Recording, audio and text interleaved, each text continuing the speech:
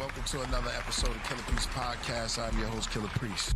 We've had to slow it down compared to what they think dope is today. Young Gotti, corrupt Gotti. Yeah. 20 years, horseman. We was doing this since we was young, guys. Right. All the way till now. That's right. Time is everything, because time is our friend. God is first. You know what I'm saying? Without love, you don't have nothing. Without family, you don't have nothing. These will make the world go round. One of the best boxers on the planet Earth, Zab Judah, man. Thank you, brother. Appreciate it. I fuck with the whole woo. Shaheen. Yeah, Shaheen. Yeah. Shaheen was that's my little bro right there. Exactly. The Morpheus of rap. Yeah. Once you do the knowledge, you'll learn that a mistake is not a mistake. It's a learning experience. I'm Dan Calloway, and I'm just here to make you think. My main concern is to get us cognizant of what happened to us, because we can force the changes together. Oh, man, I thought that was Questlove at first, God. Oh, gonna show the male phallus. Go ahead and show it. I broke down the. I ain't gonna say shit the whole time. I broke down I ain't saying nothing. I broke down the breast.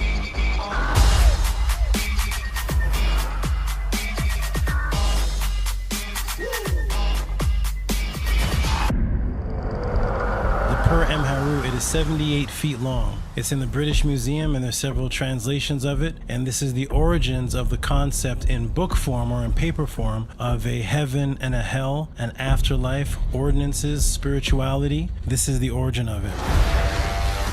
They have made sure that all over the world, the sun is the most important symbol. God's sun is in heaven. And that's why you will have the story of Matthew, Mark, Luke, and John, which is spring, summer, autumn, winter, the 4 seasons of the year, with his 12 helpers, 12 signs of the zodiac. Atom means one. So atom meaning unity, they are odd numbers. Odd is Adam. 1, 3, 5, 7, 9. They cannot be divided. Eve, even numbers, is 2. That's why she came to divide in the Garden of Eden. And she is evil because she's even numbers. There is no time. There's a point of singularity where time is created. At the middle of our terrarium is a black hole, y'all. All the ancestors saw this force as a great mother who were giving birth to life, which is time. In most cultures, you had a yin and a yang, a god and a goddess. The world religion was introduced where they replaced that concept with God and the devil. But the devil is really the diva in Hindu culture. What are the odds just before the moon landing, you have a NASA administrator, you have a NASA astronaut, a sci-fi author, movie director, senior administrator of NASA all together in Hollywood? What are the odds? Do you remember when Elon Musk said that we live in a simulation? Yeah. Well, he knows we do. That's the point. He knows we do. Your Gateses and these people, and your swabs, they know we live in a simulation. They just don't want us to know. I can show you where the logos come from in ancient Egypt. It goes all the way to Kemet and Eden. I always feel like I'm seeking out like-minded people who can surrender themselves to the creative process as something to do to be alive, to be connected to the cosmic forces that govern humanity and the earth. And I always have seen that in you, and that's why I'm such a fan of yours. I'm about to cry.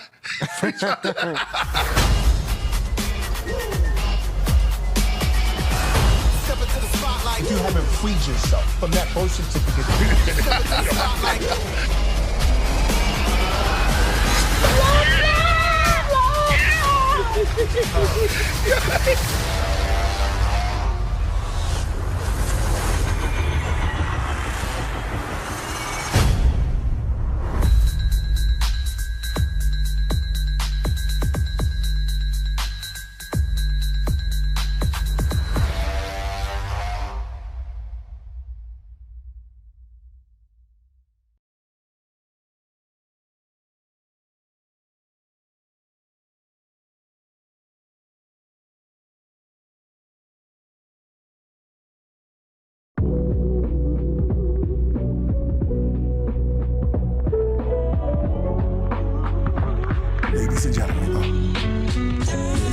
build on topics, whether conscious or cosmic. It's never nonsense, mega levels are microscopic. It's a Killah Priest project, AD control the rocket. Before we land the plane, many things we engage and explain. The unexplained, without mask. Welcome to the Killah Priest podcast.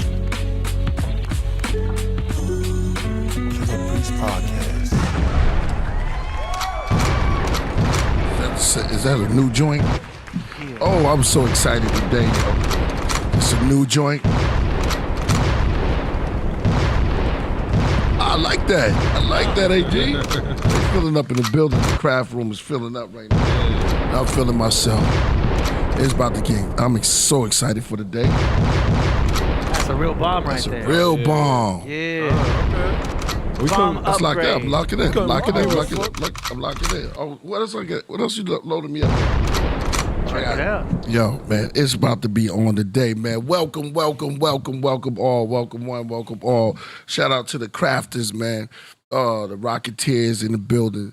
Yo, we started this during the Rocket 2 Nebula, and now we still flying, flying high. In the place to be, True MC.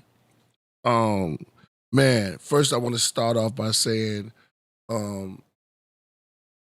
happy solar return to the old earth of knowledge born. It's her birthday today, and she's with the ancestors, and he is, man, an orator. She's very proud. I've been on my live. I talked to him last night, so I want to say shout out to knowledge born. It was old earth. And man, we here for you. You know how that goes, brother. Word. That's just to set it off, for real. And it's also Drake's mom's birthday on the same day. That's love right there, for real. Oh man, but he don't. Yeah, you see me. He don't in the building, right? He in the building. KP has been It's gonna be on, man. It's gonna be on today, man. I got a couple of quotes. We got a returning guest, man. She haven't been here in a minute, man. We got, man, the goddess, Naphtali. And she gonna go in today, man. She says she got some stuff to talk about. And I love it. She's one of my favorite conversations, and I know y'all ready for it. So everybody in the audience, and the craft, y'all get ready to ask those questions, because she likes the questions. She can handle it all, and I just love it when sisters come with knowledge like that, man. That's a beautiful thing, and just leading the rest who's coming through and learning for the womanhood, queendomhood, goddesses, mothers. Is a great thing when you can hear sisters break stuff down and build. You know what I mean? It's always a lovely thing. You know what I'm saying? Our first teachers is mothers. And I said that because that's what I was talking about when I was born. Our first teachers, my mother went back to the essence, but we always love mama. It's the first one. You go back, you'll see that mother's our first. That's our first relationship. First relationship from the womb. They say the saying goes from the womb to the tomb. You know what I mean? That's real. Yeah. That's it. From the womb to the tomb. For the twins, you have womb mates. Womb. Right. Let's go. All the mothers out there want to shout you out. It's gonna be beautiful today, man. Word. Hi, Brent. I see you in the place. Solar facts, actual facts. Plus degrees. Listen, Cosmic Universe, best cause ever. Oh, salute to you, my brother. Yo, it's gonna be. I was excited, man. We're going all the way around. I don't even know where to start at. Somebody should start at the beginning. Nope. Sometimes you just gotta throw it up and start where it begins at. Wherever it lands. In the beginning. That's right. In the beginning. Exactly. Wherever it lands at, that's where you start at. You know what I'm saying? James Brown, the JBs had a song said, if you don't get it the first time, back up and try it again. A lot of people say, damn. He also said pass the peas like they used to do. One of my favorite joints. Word. Pass the peas like you used to. Pass the peas, huh? Real. Pass the Dutchie. And then the youth ensemble said, pass the Dutchies on the left-hand side. But any bum, bum, bum. Yo, and you know what Dutchie? See, a lot of people would think that, oh, they talking about pass the weed because we thought it was Dutch, but it was actually food. Dutchie is a pot. Yeah. You knew that, AD? No. Oh, man. Yeah, it's a pot. Pass the Dutchie. Make sure something green in there. Pass the peas. And that shows a rotation of family. You know what I'm saying? That's we still in that mother. That's that mothership. Yeah. That mothership circulating in that Merkaba wheel. Mm-hmm. That's the wheel within the wheel, within Ezekiel. Man, we about to take off. And every time we about to take off, I get this euphoric feeling. And I hope that y'all share that too. And it's a good thing to be dwelling in the house of the Lord. And I mean that sincerely, because wherever we at, that's the house of the Lord. Yeah. Every time we build, we drink wine, you know what I'm saying? Yeah. We eat fish. You're surrounded by it. I know y'all out there. We eat fish. Yeah. Word. Demetrius says, true indeed. He says, yeah, exactly. Yeah. Aaron J, peace to you. Tall God, hey, Rue, peace to him. For real, we was building the other day too. We're gonna have a lot of returning guests, man. We're gonna have a lot of I just like the growth in all of us. And we're growing every time, man. It was a beautiful build last time. We had Vinny coming through. It's just beautiful that we can all conversate, educate, don't procrastinate, don't be late. You'll feel great if you get it straight. Mm-hmm. When you shut, you open the gate. Sometimes they try to shut the doors. That's right. That's why we pause. Mm-hmm. That's real. That's real. Mm-hmm. Yeah, I'm gonna stop right there, man. I don't go too further, man. Yo, Charlie Brown in the building. Charlie Brown, call me Charlie Brown. You know what I mean? Mm-hmm. Welcome to the Killah Priest Podcraft. I'm your host, Killah Priest, the Iron Sheik from the Middle East. I'm almost there, so prepare to say peace. I'll tell you why I said that. And running the rock is none other than AD A Dizzle. Yeah, welcome back. Let's go. Y'all know him from over far realms. He's in the flesh, not in film. Solo Gems. Peace. Blessing, love, and harmony, y'all. Keep doing your thing. How you feeling today, Solo Gems? I feel great. Yeah. Doing my thing, man. You dropping some jewels last time. You know what I mean? Just feeling it. I do my best, you know what I mean? It's up to y'all to pick them up. I love it. Mm-hmm. I love it, man. I'm going to just read a little bit. Philip B in the building before she get ready, because she's getting ready. You hit her with that. She's getting ready. She said she's going to come through and tear stuff down, and I can't wait because I got some questions. Serious as cancer. There's a lot of questions, answers, people. Look, when we go on into levels like when we start building, it's good to have an open mind. I should wait to for her to come to read some of these quotes. Okay. And I'm gonna let it build up a little bit. All right. But having an open mind and for a good conversation is how you grow. Mm-hmm. Now, you think you know everything, but then somebody comes with something else, and then but that's a part of the human experience. Even when we go through tragic, it's all part of the human experience. Mm-hmm. We're learning. So sometimes we see disaster. Like, why? The fire, that's a beautiful place. Why the fire? Because we're learning. Mm-hmm. It's teaching us what to do. And when disaster comes, what don't kill you makes you stronger. The forest regrows. They got this one bush called, man, I don't want to blow it. I don't want to say it wrong. Disrespect her. No, I forgot because when I was, this lady had told me, it's this one plant that grows right after, I think it's fire. The fire, like, it just like disrespect the fire. Like, we still here. It's one plant that grows. It's white. Got the name of it. We look to the craft, which cometh my health. And my health coming from the craft, and I'm just looking in there. Because I know y'all going to come with it. They said a humble session. No resting. But, No, I just want to say, we got to solve that. I mean, as disasters come, forest fires happen, but we got to understand that it's always going to regrow. You know what I mean? The plants are going to regrow, everything like that. It might be terrible, it might look bad, but like, it's up to the world to solve it. And it's going to give you something to solve it. I mean, you got to stick to your heart. That's the real talk. Stick to the heart. Your heart ain't in it. There's a song that says, if your heart ain't in it, what's the rest of the verse? You know what I mean? It be in my mind, though. I can't remember everything. Yeah. All the verses, but your heart got to be in it. That's real. And there's some languages, the heart is the mind. That's all I'm saying. So a man thinketh, so is he. Yeah, I feel. No, you good. You all right. You all right. Feeling good. Feeling good. How you feeling, AD? Good. That's it? You all got Hey, good that's all you vibe, need. good frequency. You got to absorb the vibration. You know? the vibration is always there. You just got to feel it. You know?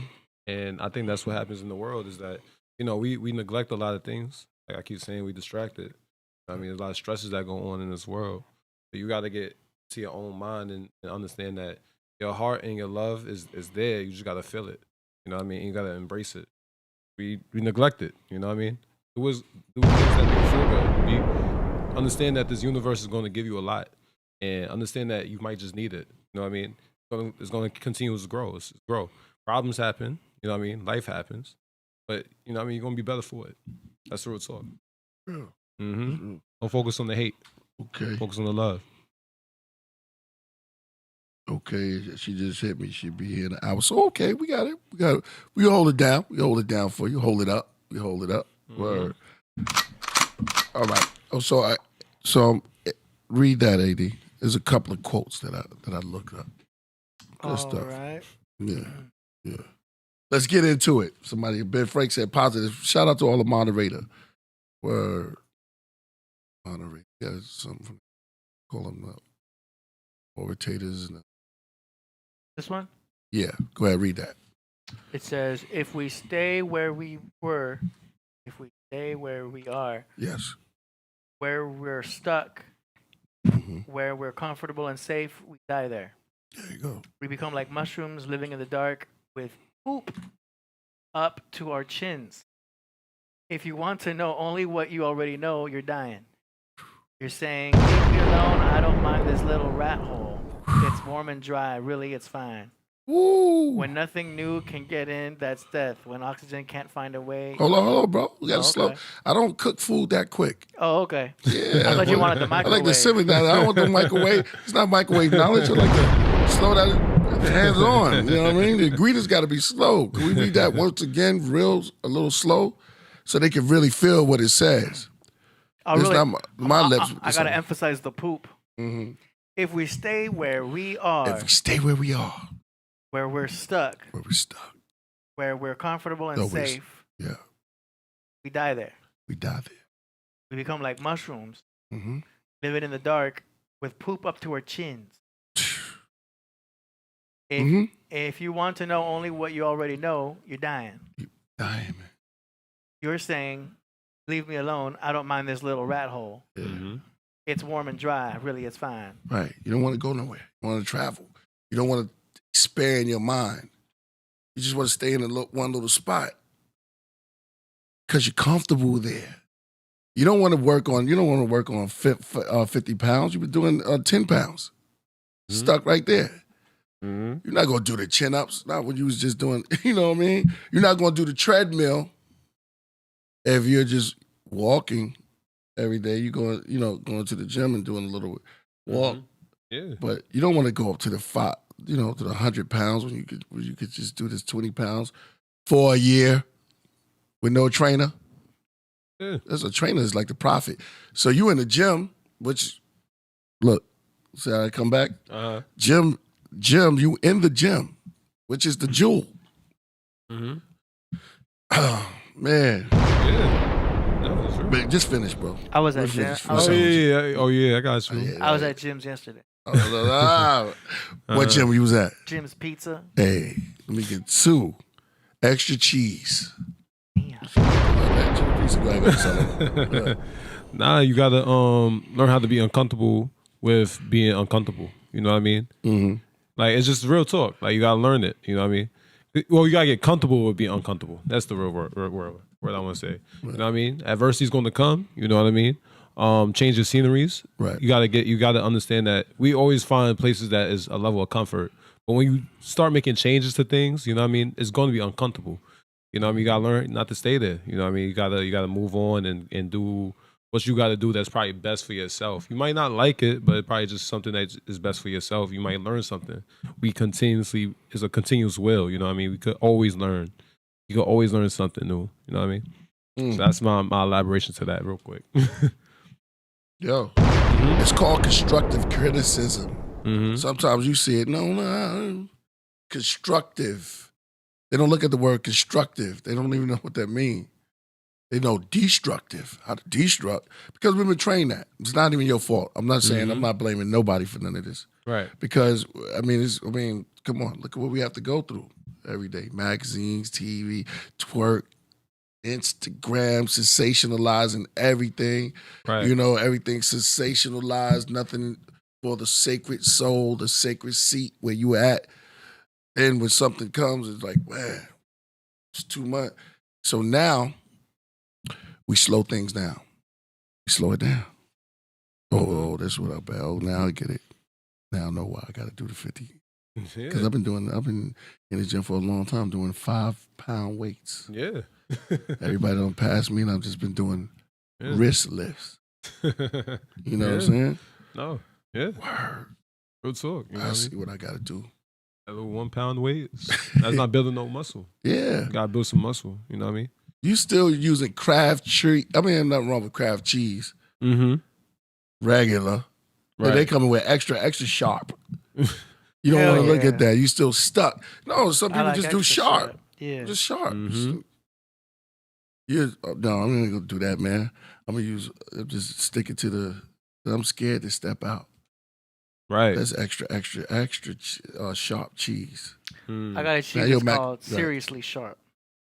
Seriously Word? sharp? Mm-hmm. I got it in the fridge right now. It's by a company called Vermont. Never heard of that. Oh, Vermont Yeah. cheese? So like, there's extra sharp. Make and sure we then- get back to the subject, but yeah, this is good. Yeah. Serious? Well, I never heard of that.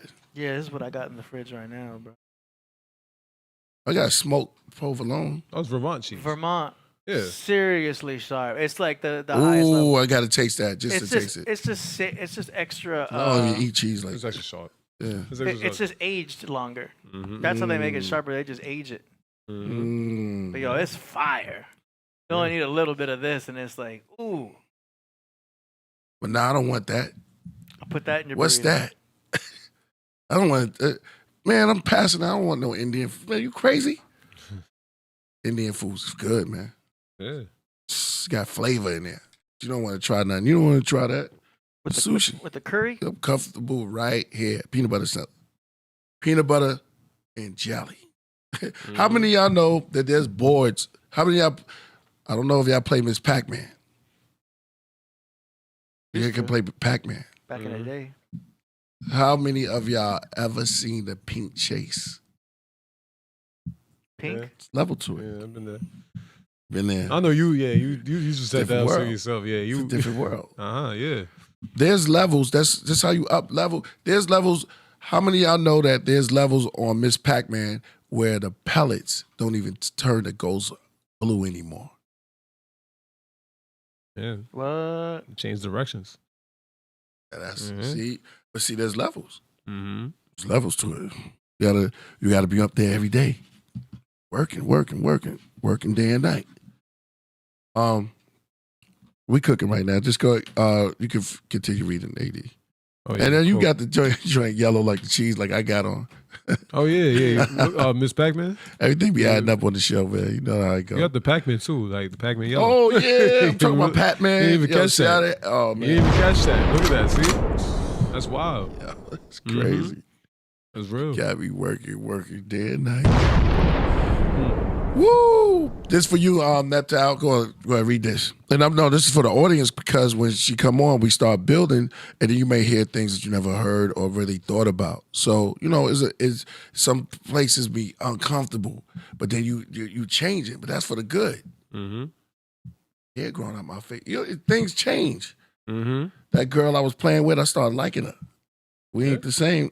Right. She's looking a little different to me now. He's looking a little different to you. Mm-hmm. Yeah.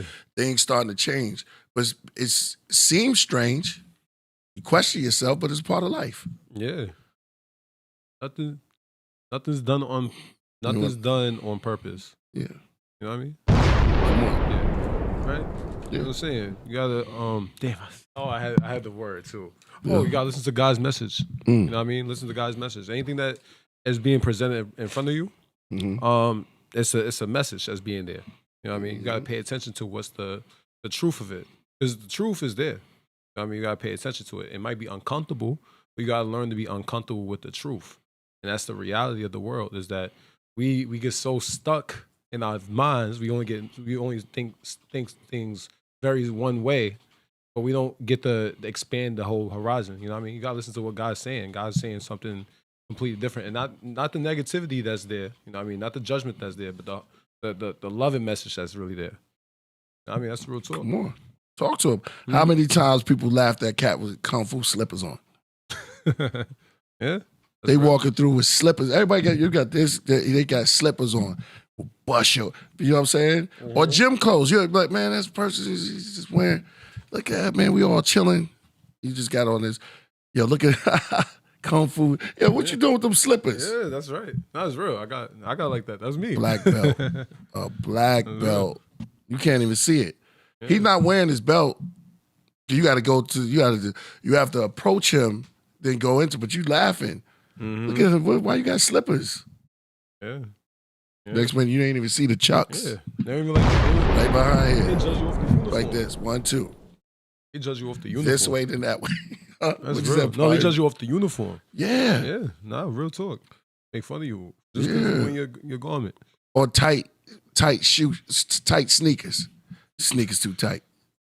Tight jeans. No, but like the house ghost said, once they got tight sneakers, they can fight. Mm-hmm. Man is a martial artist. Yeah, he got slippers and stuff like that. He may walk to the side, but he's got something that he's dealing with. Because we can't recognize it because we judging and not really looking into the science of it. Mm-hmm. A wise man would sit there and go, "Nah, man, I hear you." It be them old men too. They used to be like, "Yo, I see you. I see where you going."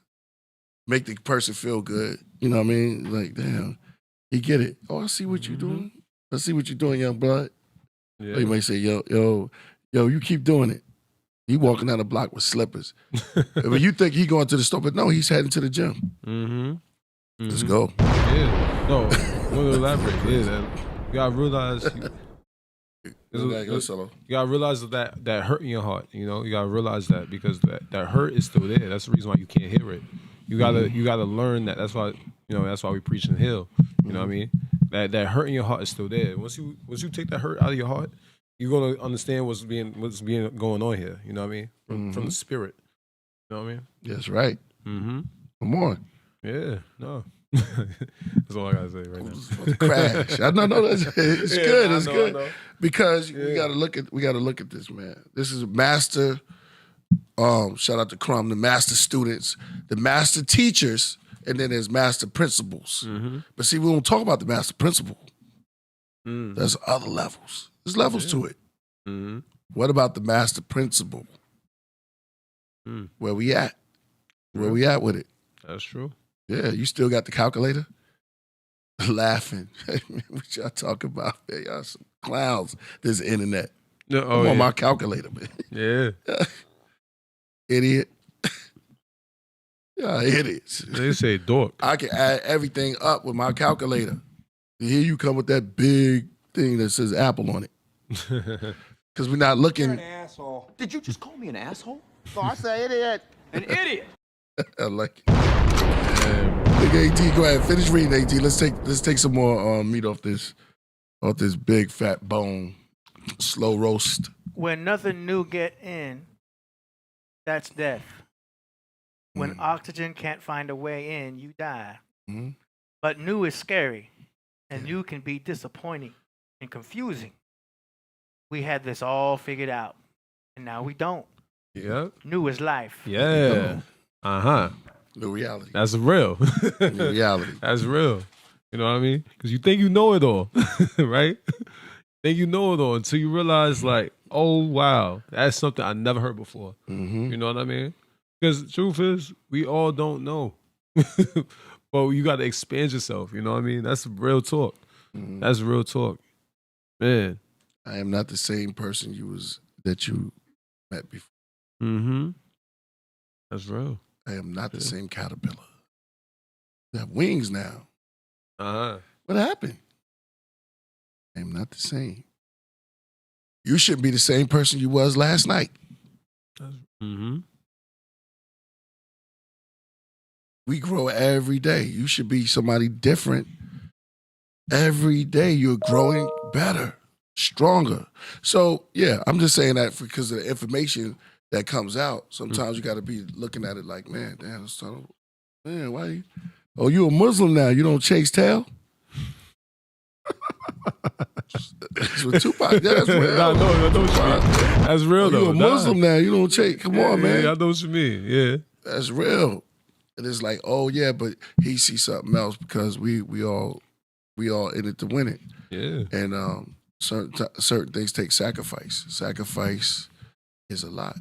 Even when you disturbing things, you disturb the atmosphere. You disturb your pen, disturb the paper when you're writing, and the scratches you put on it. You scratch your skin to do art. You cut the wall. You put paint. You risk the nature. You risk nature to make things happen. Shout out to John Newsom. Artist knows what I'm talking about.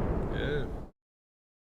You break yourself. You never break character, but you break you act and you going into a certain zone. The Joker. That's right. You grab on to things and you become whatever your gift is. You're no longer just Terry. Yeah. You are an author. Damn. But in your house, you're just Terry. Yeah. But see, when you damn, your mom be like, oh, I didn't know you was writing that. Yeah, I've been doing this. I've been working on this for like Saturday, I'm trying to do it like Martin. 15 years.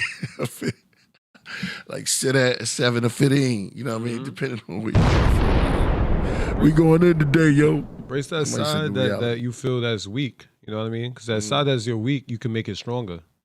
The real talk, you know? Yeah. You know what I mean? We can't neglect it. You got to keep going and keep doing your push-ups. That's all it really is. You know what I mean? It's going to be hard. I'm not going to lie. That first 5 is going to be really hard. But if you keep going, you're going to keep going. You're going to get to 10. You're going to get to 15. You're going to get to 20. And next thing you know, you add 1,000. It's kind of raw, right? So you got to practice to that side that you're really, really weak in and not justify it, but always try to grow from it. You know what I mean? Yeah. Make a case for yourself. You got big. I told you, I said, Dad, one step, then you make another step, and I'm like, damn, man, yo, you starting to glow. You get that Bruce Leroy glow. Oh, that's real, yeah. Yeah, for real. No, that's one of my favorite movies, Last Dragon. So it's really spiritual because, you know, now I really understand the message that really was being taught, you know? Wasn't just watching it for entertainment. Thank you. Not just the words. Not just the words, yeah. Some people, it's just the words.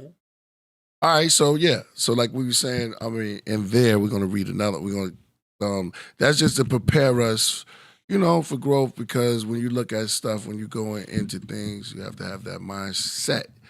And just like a chef, when he's preparing the food, sometimes he or she prepares, you know, the night before. You be like, damn, how you do that?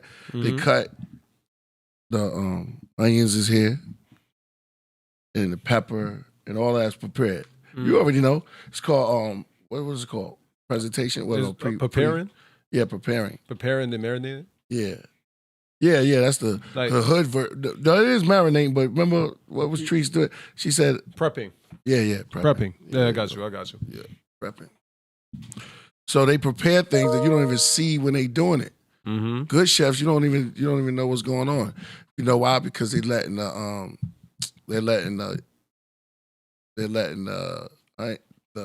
ginger. Mm-hmm. They put the honey on it and letting it marinate into a form of a liquid. Mm. And now you got, it's almost like a syrup because you don't even see that. While they talking to you, it's marinating in there. Then they got the chicken with beer. Mm-hmm. Shout out to my dreads. Yeah, that's right. Yeah. They don't even, the jerk season, you don't even see it. The top, how you say it? Well, you know, the tacos. Tacos. Ooh, I love tacos. Yeah, they prepared early in the morning. They prepared. Mm-hmm. By the time you would get there, that's why I be watching some of those. By the time you get there, you're like, damn, they cook. They never run it out. The tacos is laid. Just the front and all the meat is seasoned. Everything is seasoned. Marinated. Yeah, you going to smell that aroma. Yeah. Marinated with Jack Daniels. Come on. Marinated with Jack Daniels. Yeah. El Polo Locos off the meat rack. They doing stuff that you didn't even think of. You like pineapple stuff. That's the preparing. Mm. You don't see that, the preparation. You just hear because you're a customer. Yeah, you just want to cook. You like you want the meal already. There's a lot that goes behind doors you don't get to see. And that's what separate, and that's what makes the Yeah, you didn't see when I cut my finger. Yeah, you cut your finger, yeah. Yeah, nobody saw when I cut my finger, you know what I mean? But yo, at the end of the day, that's how the meal came out. Yeah. Meal came out great, right? Yeah. You know what I mean? You didn't see that hard work. I had to get knives. You didn't see me go to the store. Nope. Did all of that already. Nope. You missed the marinator too. Oh yeah, that's right. Yeah, marinate. No. Oh yeah, I'm straight up to the prep. Yeah, you're right. And I don't disturb. Mm-hmm. I don't never mess with anybody that's marinating and I don't disturb. I'm just here to observe. Word. And then, oh snap, you do it. Word. Especially if you cook a bird. Mm-hmm. Yeah. And I hang with a couple of nerds, but I still, yeah. That's real. Yeah, That's you know what I'm real. saying? Whatever you prefer. Mm-hmm. You sprinkle it with herbs. That's right. Yeah, we gotta keep it going. And a shout out to somebody said, because I saw Herb by Ben Frank. He got the fire in there. Ceaseless One. You got I see what you got. Make sure y'all get your coffee, your cold brew, and your tea. Reality. You know what I'm saying? You get your tea, egg olive bowl. Bro, what's up with you? Ain't no yolk. The chicken said, I ain't no yolk. I used to let the smoker smoke. Mm-hmm. Man, I got a lot of okay. So, yeah, let's go to the next one. Well, let me meet you. Let me meet you. Let's go to the WhatsApp. All right. She said she running a little late, but that's good. Fear is the glue that keeps you stuck. Mm. Faith is the solvent that sets you free. Ooh. We are set in our ways. Faith is the solvent Yeah. that sets you free. Yeah. Go ahead. We are set in our ways, bound by our perspectives, and stuck in our thinking. Mm-hmm. When you have something to do, life will not allow you to move forward until you do it. Mm. Well, yeah. Like slam poetry, right? Yeah. You feel that? Yeah. Hit that part. You stuck. Yeah, that's what I said. Yeah. Slippers. Yes. Get out of your fears, man. Your fears just there to stop you from doing what you need to be doing. Mm-hmm. You know what I mean? Everybody's gonna try to feed your fears at the end of the day, right? But you gotta learn how to get out of that. You know what I mean? Because all you're gonna do is hear from others. They're gonna feed your fears. They're gonna validate that. They're not gonna see the blessing that could be in front of you. You know what I mean? And that's the real talk I learned. Like fear is just there to stop you. You know what I mean? That's whispering in the wicked. Yeah. You know, that's whispering in the wicked. So I mean, you gotta look at stuff like that. You know, have that faith. Know everything's gonna turn out right. And you know what I mean? All we trying to do is be unbound from our chains, and that's what we gotta learn how to do, is unbound ourselves. Stop getting stuck in it. Right. You know what I mean? Right. Latching down. we chained up, right? But the chain, we already got the key. It's crazy. Mm-hmm. You know what I mean? Just unlock yourself. That's real talk. You know, just unlock yourself. Do it day by day. There's a bunch of chains on us. You know what I mean? Mm-hmm. Day by day, just set yourself free. This world is chaotic. Come on. Yeah, no. Come on. Yeah, Come on. Yeah, no. I love fear because fear is all life, right? We fear a lot of things. But, you know, when you really look at your heart and you're like, yo, I feared that. But, you know, the truth is, like, I could always set myself free from those fears. You know what I mean? You think everything else is trying to stop you. But the truth is, you could get out of it yourself. You got to just make the right decisions. That's all it is. You got to listen, like I said, you got to listen to God's messages because those fears is just wicked whispers.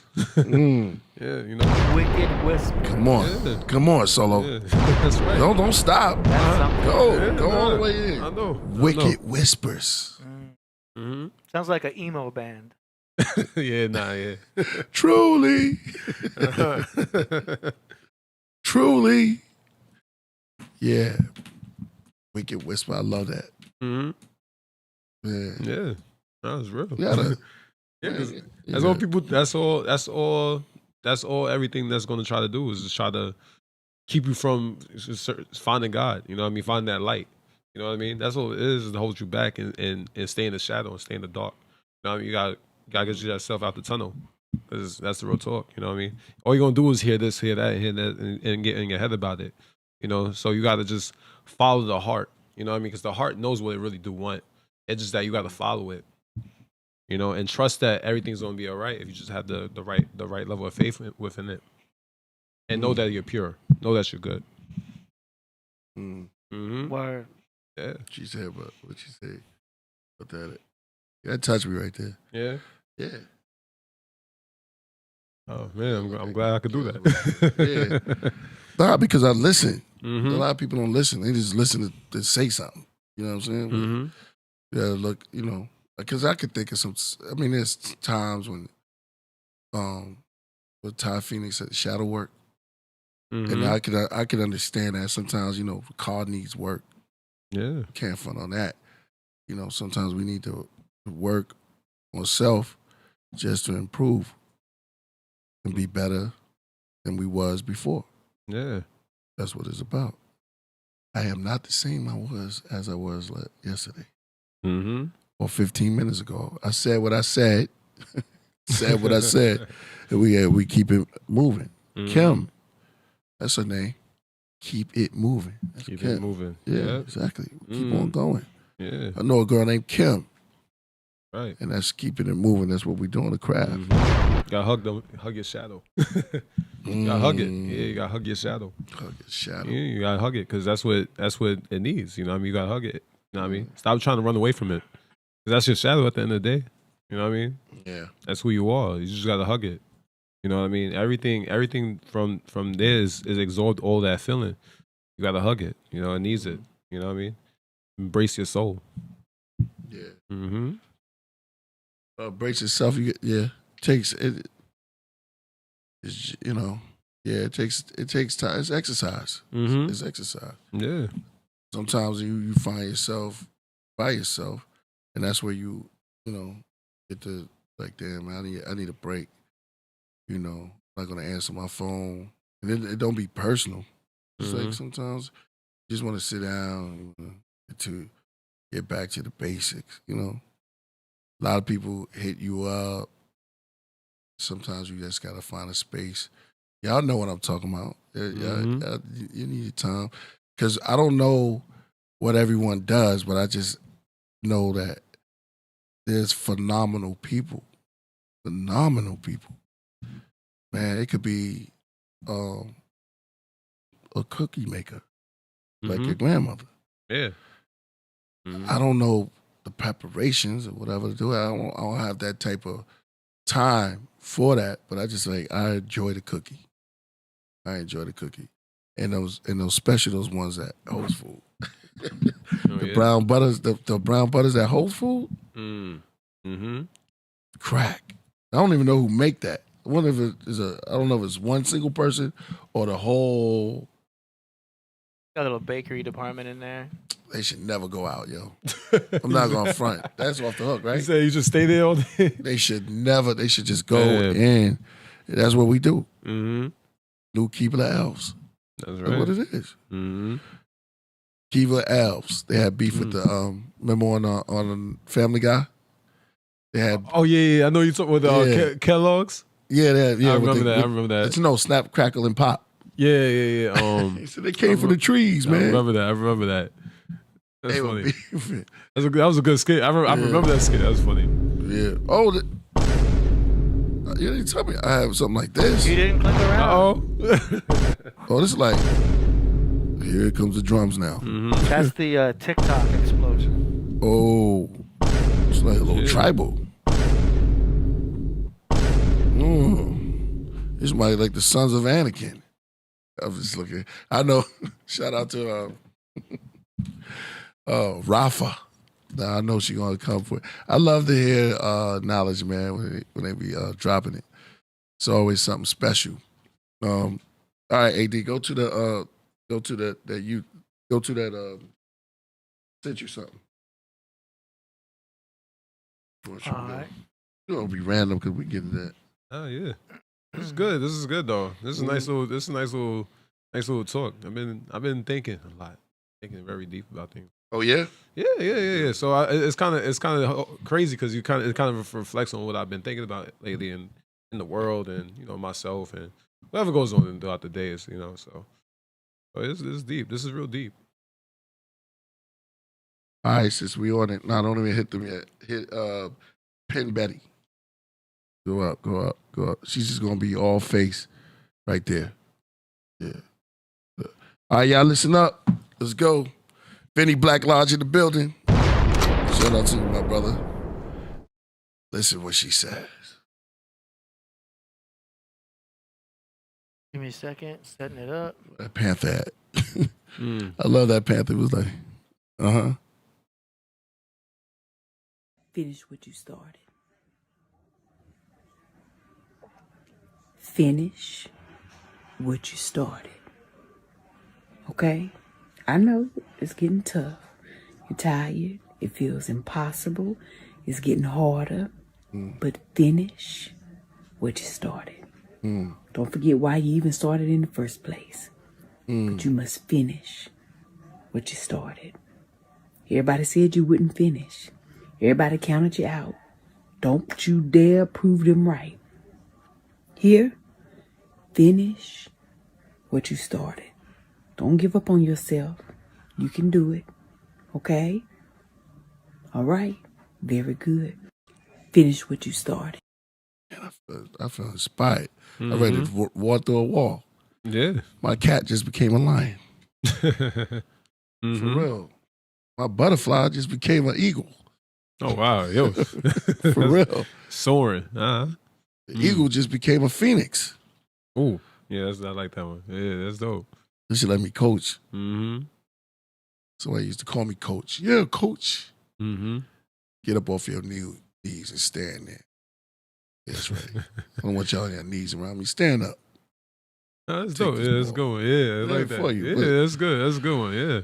That right there, what that lady said, and the way she said it was the voice, the vibration of it, man. Come on, I see it. Somebody, Yage said, let's go, right? Sometimes somebody say yoga flames, planetary tiger. That's a dope name. Cap Jones in the building. Cap Jones said another level. That's right. Yeah, that's right. We want to quit when it's too. My taco became a burrito. Oh, I love burritos. Taco became a burrito? Yeah. Yeah. That'd be a bigger thing. Yo, more ingredients in there, right? Yeah. Yeah, you can fit a lot more. Yeah. That's real. But yeah, no, finish what you started is real because it does get harder. Like it's gonna start getting difficult, and that's when we want to run. You know what I mean? And we got to learn how to embrace that side of us where, it's going to be tough, but we have to learn how to just get through it, and work through it and not get in our emotions, I think that's another thing is our emotions really control that. You got to stick it through because the blessed, the what can make you stronger, what can make you better is there, So, man, it's real, And talk to God. You know what I mean? That's what I said. You can listen to him, but you got to talk to him. You know what I mean? Understand that this is what is benefit. You know what I mean? It's going to be hard. It's going to be really hard. It's like a lot of pressure. You know what I mean? But know that pressure going to make a diamond. So that's real. Pressure makes diamonds. Yeah, that's right. Mm-hmm. We're back against the wall. I don't want to finish what I want to start. Can't. That cowardly attitude. We've been taught to be cowards and taught to be fearful and taught all of these things. So we have to rewind and rethink, re-educate, have to reset. Mm-hmm. Have to reset. We all here having this beautiful experience together. And even through the hard times, before we get at that ring, we in the gym. Working out on the bike. Mm-hmm. Every night, walking up the stairs. I ain't gonna front. Sometimes we fall victim. Like, nah, man, give me the elevator. It's easier. Yeah, right there. it is easy. It's a build. Wait, I don't want to go to the building. Where the hell we going? Nah, yeah. You need an escalator sometimes. Damn, it's broke. You got to walk up to the 18th floor? Damn, it's crazy, yo. Yeah. I do that before. Huh? You had to do that before. You gotta do it. You gotta work it. You know what I mean? I didn't ask for It's that. gonna be hard. It's gonna be hard. You're gonna be like, why is my day like this? You know what I mean? Stop questioning why it gotta be this hard. Just start understanding that once I get there, I'm gonna get there. You know what I mean? Yeah. Stop questioning the whole process. You know what I mean? The process is already made up. Yeah. Like God didn't accept Cain's gift. And he came with vegetables. Mm-hmm. He was a gardener. Some things make you go, Yeah. What that was about. Why? The other, his brother, he brought meat and it said that God smelled it. Like he smelled. Smell, that's wild. Like, was he there? Like, this is crazy. It's like stuff in there. Yeah. Smelled it. And then said, I accept I wonder what do that mean? I accept your offering. But yours, I don't like it. Yeah. Hey, that's deep, yo. Yeah. That probably broke his heart. Yeah. Did. But why would you want to kill somebody if they tell you, like, Dad, my heart is broke. I got to kill this. It's like, what would make you do that, AD? What? I saw you look at me like you got the answer. Yeah, but like, what are you asking though? I'm just saying. Well, do you know the story? Yeah, talking about Cain and Abel again. Yeah. Cain is the left brain. Abel is the right brain.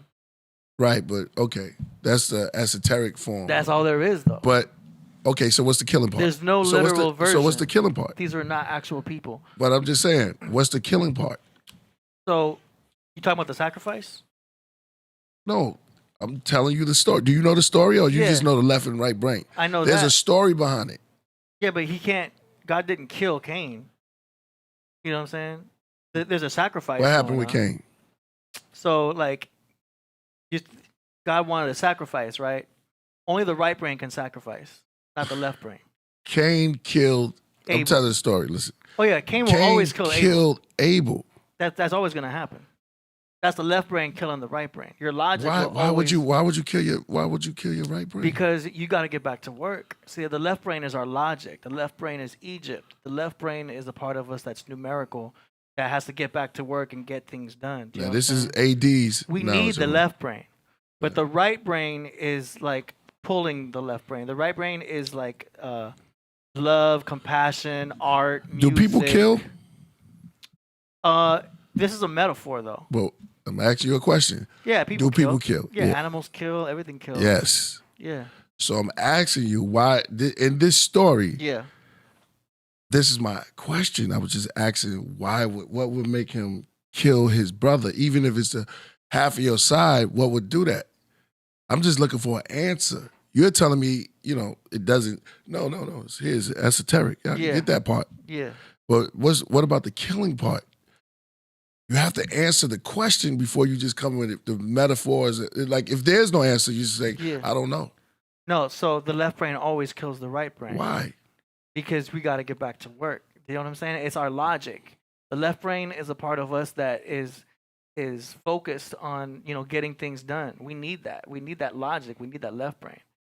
But the right brain is the one that's more like compassionate and stuff like that. So you never want to have you know how the horse pulls the cart? The right brain needs to always be pulling the left brain. You never want to put the cart before the horse. You know what I'm saying? You never want the left brain to pull the right brain. So it's all about like, there's always going to be a little bit of imbalance with left brain and right brain. You always want a little bit more right brain than left. So it's like a chemical imbalance? It's like having a spiritual guide, you know, like having having the right spirit. Because don't forget, like, you want to sit on the right hand of God. So yin and yang. Yin and yang, but it's always going to be, you want a little bit more yang than yin. Do you know what I'm saying? Just a little bit, because it keeps you towards spirituality. So like when they talk about sitting on the right hand of God, don't forget that God is your pineal gland, the third eye. Do you know what I'm saying? You know, the Father, Son, Holy Spirit, all that is just left brain, right brain, and your third eye. Knowledge, wisdom, and understanding is also left brain, right brain, and third eye. Do you know what I'm saying? Father, mother, and child. Do you know what I mean? So that third eye is God. You want to sit on the right hand of God, which is your right brain. So that's why Abel was closer to God than Cain was. You know what I'm saying? But see, so that's why Cain I read is down that. here on earth. Yeah. The right brain is more closer to God because that's our spiritual part of things. That's why when we smoke weed, we go right into the right brain and we're all about, you know, art, music, love, compassion, because we're all the way in that right brain. If you drink alcohol, you're going to be more like Cain. Alcohol pulls you into that Like Cain. cocaine? Exactly. You're cocaine. Cocaine also is left brain energy. So Well- that brings you more earthly, more into your root chakras, more down. Like, and we need all of that energy, but we're constantly being off balance. You know what I'm saying? So the concept of Cain and Abel, that story is happening to us every single day when we make a decision. Okay, in different stages though. There's the micro and the macro. Yeah, 100%. I'm asking you to explain different. See, that's one phase. Mhm. There's different levels, like I just told you. All the boards are the same, but they're not. They're different. They look the same, but then they start to switch when you get up a little further. The pellets don't turn. You know what I mean? And Miss Pac-Man. So you're explaining on one level. There's other levels to it that exist. Yeah. It's not just the left brain and the right brain. There's Oh, yeah. different, There could there's be different. different- I'm just saying there's the macro and there's the macro and the micro. That's true also with Adam and Eve. But what I was going down to is the macro. Like, what was that about? Now, a biblical thumper or a well-trained person who reads the scriptures, who knows, who's been exercised in that ability and a discernment and at that craft, probably could answer that in another way. So I can't say that doesn't exist because there's answers to questions. There's answers to it.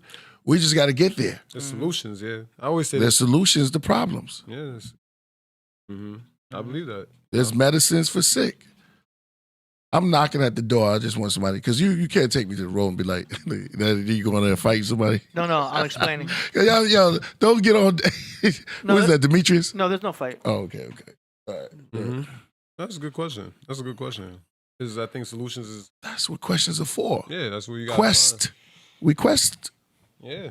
And it's funny because, we might not have the answer right away. Exactly. I didn't expect the answer, though. That's just a spark thought. Yeah. Because I already know somebody's coming who's been studying and has answers. Like you did answer it on a certain level. The esoteric, the right brain and the left brain is Cain and Abel. The water that, the flood that came up, the spinal is the Nile River coming up to the head, which is also saw in Hindu. You know what I'm saying? In Hindu, they see it, the whole thing, the cobra, the kundalini, the serpent is all through there. See, that stories come back to you in different forms. 100%. It's the same story, but they come back to you because it's all one book. It's all one, but seen by many different planes. The Bible is a series of remixes. Right. Think of it like a remix compilation. Stories. There's the Bible. Yeah. Yeah. Like we've heard those stories in different versions.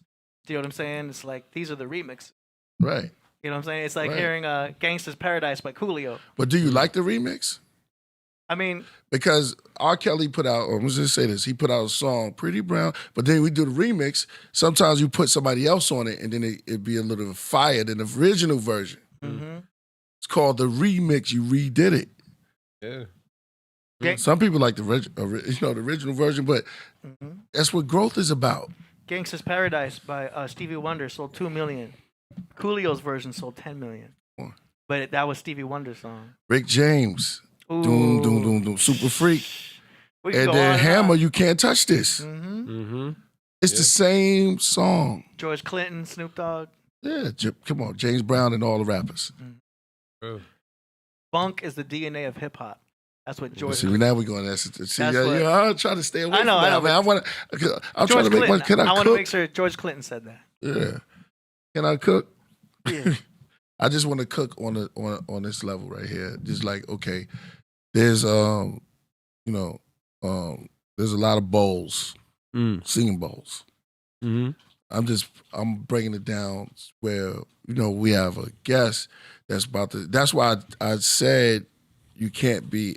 I mean that the statement that we read of changing and being uncomfortable. Yeah. Exactly. Being uncomfortable. Peace. Word. That's real. Let me know if I should open the Zoom. That's real. But yeah. Let me see what she coming on. In reference to the you saw the quote still. Nah, I just wanted to say that. I want to keep it moving. I want to keep it moving. Let's go. Okay. Right. But what she said too. She said you gotta stick with it. You know what I mean? Don't quit. Right. All right. Okay. Yeah. Let's go to the next one. AD. All right. Get out of that one. We're looking for. Hold up. Oh yeah, that's me. Yeah, put that in there. That's a futuristic right there. So we all podcasters right now. That's back in the days. That's Method Man. Then you got Joe Buttons. I know y'all saw that before. Joe Buttons, podcaster, killing it. Noriega, boom. And then you got yours and truly, KP. That's us in Jamaica. Jamaica. Yeah. Then he's on Meth is on he's doing big actor. Yeah, man. Yeah, he's a big actor now. Gotta get Meth on the show, man. That would be crazy. We'll do it. All right, go to the next one. One more thing. Let me see.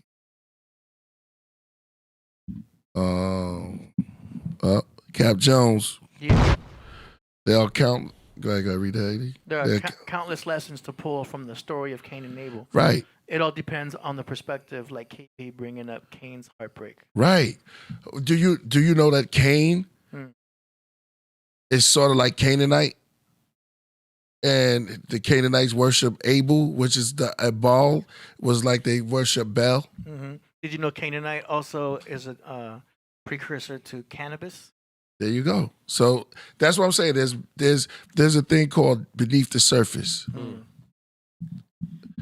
It's an apple tree, but what's the roots? You know what I'm saying? The roots are the apple tree. We see the apples, but the apples don't come from the root. I mean, the apples are on the leaves, but under it, it's the same species, but it's a little bit different.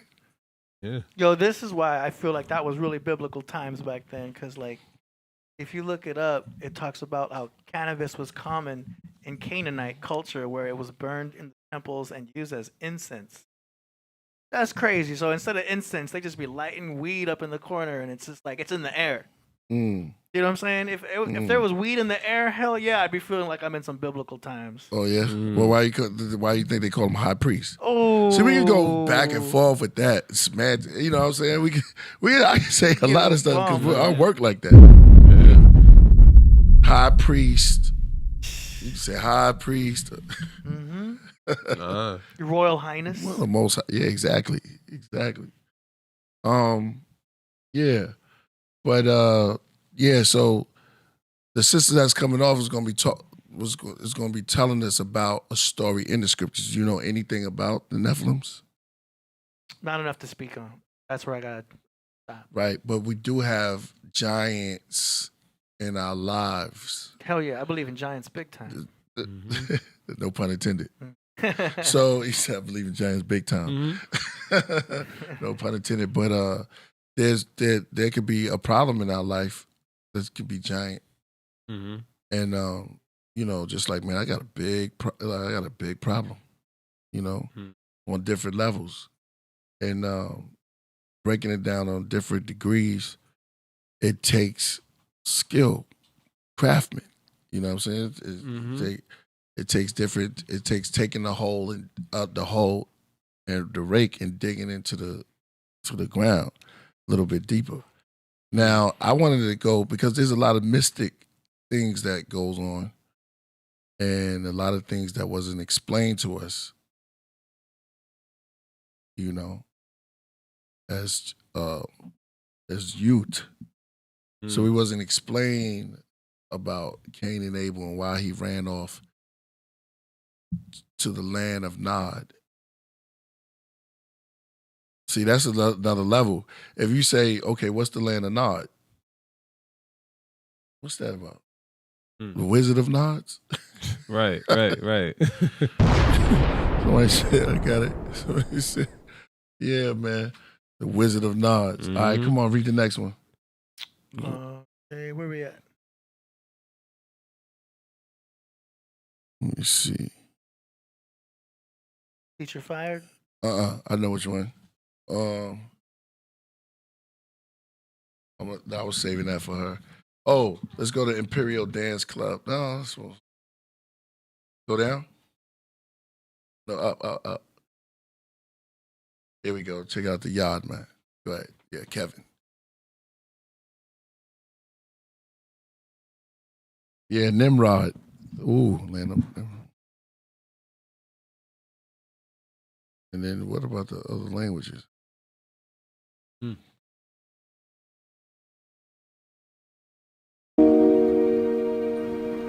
When your intention is pure and you're genuine, you don't lose people.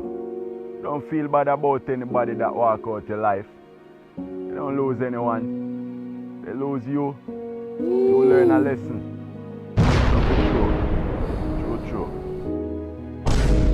And with the music. You heard what he said?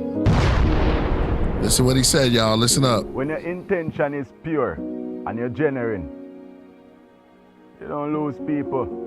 You don't feel bad about anybody that walk out your life. You don't lose anyone. They lose you. You learn a lesson. So for true. He's saying, believe in yourself. Yeah.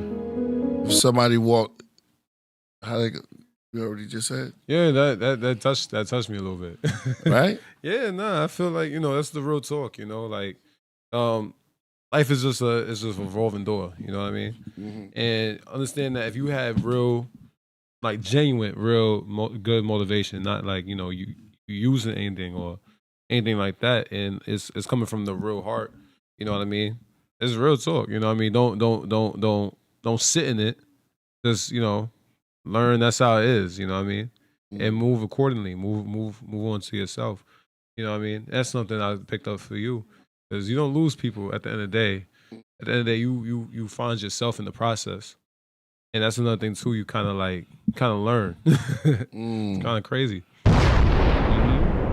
Wow. That was a good message. That was a good message. Well, we cooking today, yo. Make sure y'all hit that like and then subscribe. Tell them we over here building. There's some more.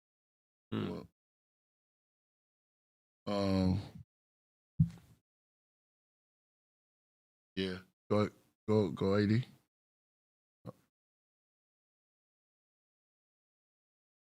Yo, give me the link real quick. Matter of fact, send a link to. I'll send it. I can put it in that She's group about chat. to come on, y'all. Yeah, put it in the group. Yeah. Man. This is real good. This is good. You know what I mean? I feel like a lot of light coming in. Yeah. You know what I mean? That's why I got yellow. Yeah. Oh, that's real. That's real. You know what I mean? It's all different shades right now. we all different shades on. And you got shades on. That's Come real on, talk. yo. Everything we say is adding up. Yeah. You know. Yo, Hybrid said he love you so long. Appreciate Appreciate that. You know what? I try. Killah kills people with gunshot. Spread love, Okay, there's man. power shots right here. You hear this one? yeah. Love bombs. Yeah. Yeah. Shout out to DJ Kwon. Ah, man. It's a real talk. Right.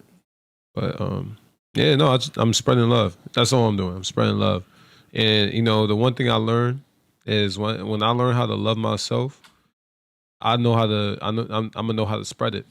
And that's something that I learned in finding my own self and finding my love and finding who I am. You know what I mean? That's the real talk. So, you know, you find that it's almost like it's a powerful thing. You feel like you can just give it to anybody. You know what I mean? You know, it's because we typically try to protect our hearts, but you got to learn how to spread it because you never know who could absorb it the right way. You know what I mean? Especially if it's coming genuine and pure, like you said.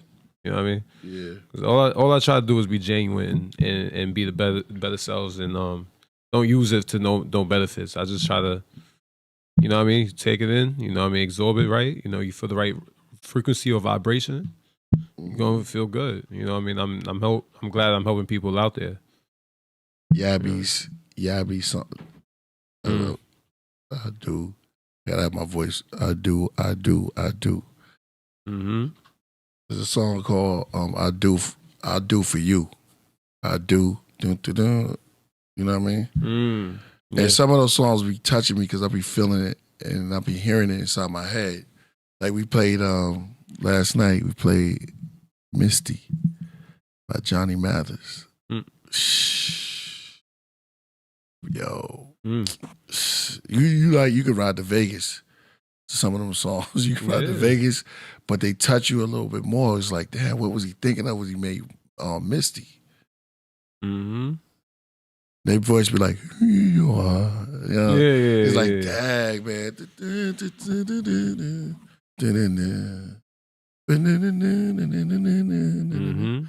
Touching your heart chakras. That's right. I get mad when I say Yeah. That's what music's supposed to do. I'll say chakras.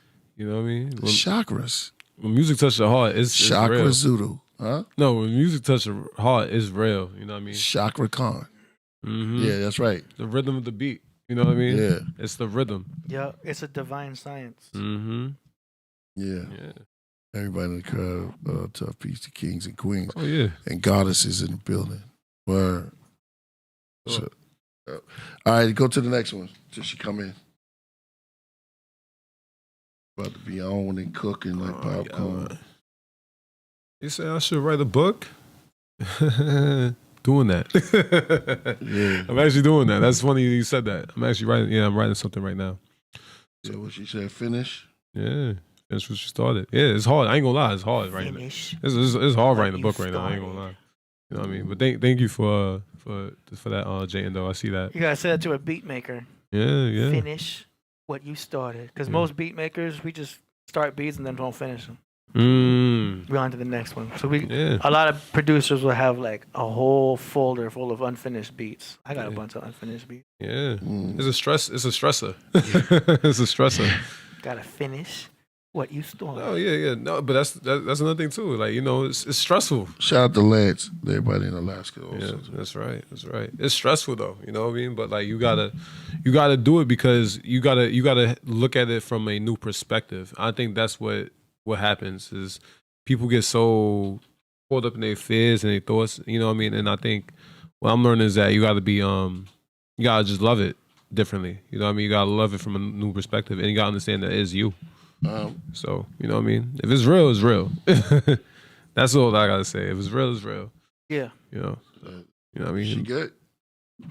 She hasn't joined yet. All right, let's go to one more before she come in. Divinely Guided. Yeah, I really have some ill names up in there. Let's go to Go down. Yeah, play that. Travel vacation. What's that? Oh yeah, dealing with the high science right here. Is there music with it? Hey, Doja Cat.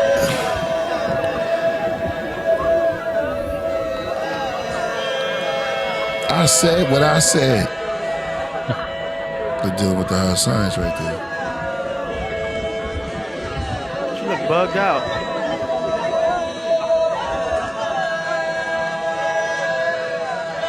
Wait, I think it's frequencies. male or female? Those look like males. They got a chest. I was gonna say, wait a minute. Yeah, I don't see no breasts. The makeup threw me off. No, but they're not. I don't see no. Ain't no jugglers. Nah, that's high Could science. have been that. You know what I'm saying? Some girls got an A cut. Nah, that's That's a lot of A cups. But you got to understand what they, yeah, it looks like that, but they really in sync. They got the feathers on the head. Mm-hmm. You know what I'm saying? That's tribal right there. It's tribal. Yeah, I felt like, we be laughing at stuff like that, but stuff like that be really deep when you go into it. Mm-hmm. You know what I mean? Nah. See, they said trans. They was in the trans. Somebody said Star Trek. Yeah, it was it reminded me of Doja Cat a little bit. How do you think when we go through our music and do our videos and stuff like that? No, with our music, when we do music stuff like that, it probably looks foreign, strange to other people. But we be. Oh, you talking about like from another country? Yeah. They probably. Fast rapper. They used to have super lover undercover, guaranteed to rock your mother, bad, super bad, anything you want. It's like that. Where you going? Wait, oh. It used to be like spaz out. Coogee, Kumo D and the Treacherous 3. It was dynamite at fast rap. And it used to be off this beat called It's Your Rock. They just super lover undercover, guaranteed to rock your mother bad. Any place, outer space, any place. Yeah. Innovator, motivator, activators in it. It's all like JJ Fad. JJ Fad, man. They did that, yeah. Then Eminem did it, remember? Oh, JJ Fad, but he was doing the style of. And Buster. Yeah. Oh, there you go. Yeah. It's levels to it. Levels to it. Yeah. Then you got people that can sit there and listen and hear it. Yeah. It's a talent. That's a real talent. Yeah. Live. All right, let's go to the next story. All right. Yeah, someone tell us a Doja not for the culture. Heard stuff like that. Eyes are bugged out. Yeah, they did look. I just had to get that one because some stuff be looking crazy. Oh yeah. Where's that? All right, good. Keep going. I got some for Naphtali when she come. Go down. Hey, salsa. Should I break it up? I like salsa dancing because she was into it, boy. Oh, boom, yeah? boom, boom, boom. Yeah. Play that one.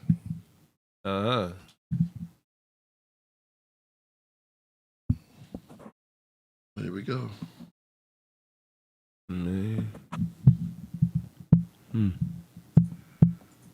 Okay. We're communicating on other levels. Romans 4:29. What did I say? Romans 4:29. All right. AD. Yeah, I know. We was saying. It was just a zone, right? It was just chilling, right? Yeah. Did we just disappear and come back here? You know, you gotta get comfortable with silence, though. You know what I mean? That's another thing too. Says it's loud. Yeah, no, it's too loud. It's too loud in the room when it's silent. The noisy silence. You know what I mean? Maybe that was a moment right there. You gotta, you know what I mean? But it's all good. We process it. You gotta process it the way you need to process, and break the mold that you think. You know what I mean? Just because things freeze up for a second, it's gonna melt down. Y'all ever been to a silence party? Yeah, I have. Yo, it's the weirdest, crazy. Everybody got on headphones. AD. You ever been to a silence party? No, I can't keep quiet. It's weird. Everybody got headphones. It's like, oh yeah, no, it's everybody got headphones on. Yeah, I was to a silent party. Yeah, it's wild, right? I'm not gonna talk about my friends got a whole video of me. Oh no. Yeah, no, it was. Yeah, no. No, it's dope though. You know what I mean? Everybody's dancing. It's the only way when you take it off. You take off the headphones. Yeah. It's the only way when you take it off. Yeah. Or like, let's say the song, you're not on the right station of the person that you're dancing with. Yeah. It could be really weird if that's. You're talking about everyone's wearing headphones, and they're all listening to the same thing? No, it doesn't have to be. You could be listening to a different station.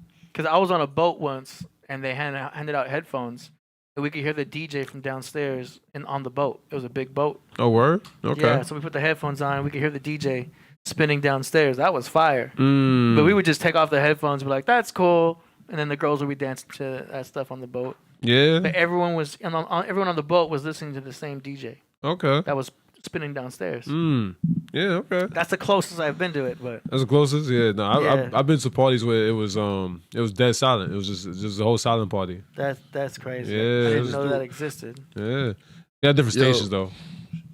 She wants you to ready. She already has it. She's already okay. she already in. Oh, actually. okay. Yeah, Get yeah. the microphone. Get the microphone ready. Micronauts. All right, let's go to another one till she come. Mm-hmm. I already read the beginning of don't be trapped or locked into the. Well, AD read it. Trapped and locked into the same thing. You'll never go nowhere. Oh, I can't wait to do that. Because this is where she coming from. Woo. All right, go down. Now, we all know about the orcas, right? We in agreement on that? The orca well. Yeah. Mm-hmm. Now, they're the apex, right? Bad cats. You ever heard of a pilot whale? Nuh-uh. They're a form of dolphins. Oh yeah. Okay. They might rival the orca. Orca's still baddest. Yeah, it's still the best. Go ahead, play yeah, it, play it. Oh, I gotta see how it look. I gotta see how it looks. First perspective. Y'all probably Yeah. never seen this. The long tail and the short tail pilot whale, and you heard it from here first. I know you ain't hear it. I do my research. Noah. I'm the best Noah. Go ahead. Let's go. All right, hold up.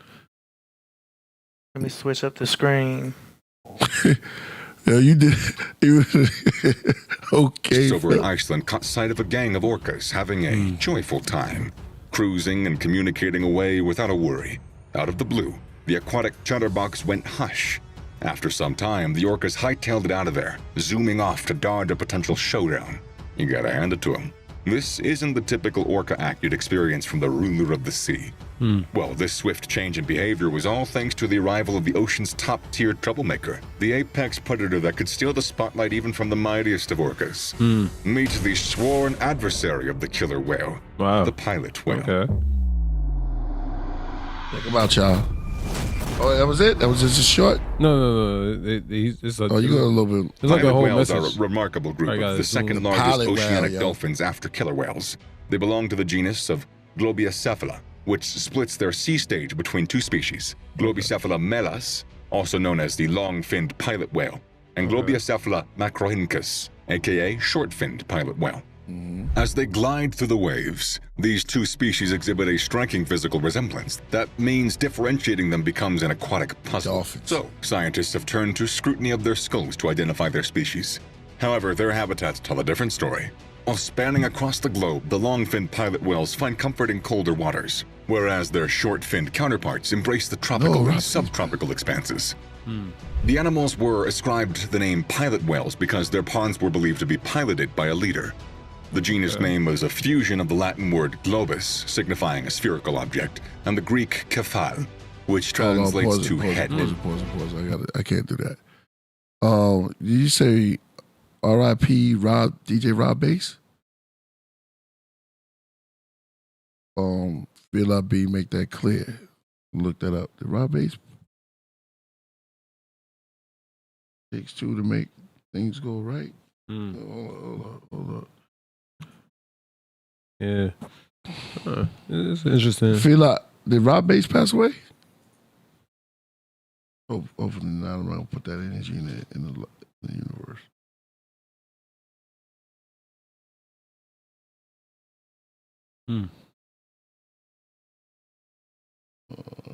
No. No, he all right. Okay. But he has. He said R.I.P. Maybe there's another one. Good. He's got like a function for kidney disease awareness. Oh, okay. Okay. I don't see any breaking news. All right. It takes two. All right. It takes two to make the beat go right.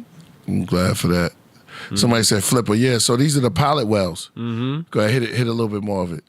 Their remarkable presence comes to life in a captivating fashion as they flaunt a dusky gray or ebony physique adorned with patches of lighter hues that resemble a gray saddle situated just beyond the dorsal fin.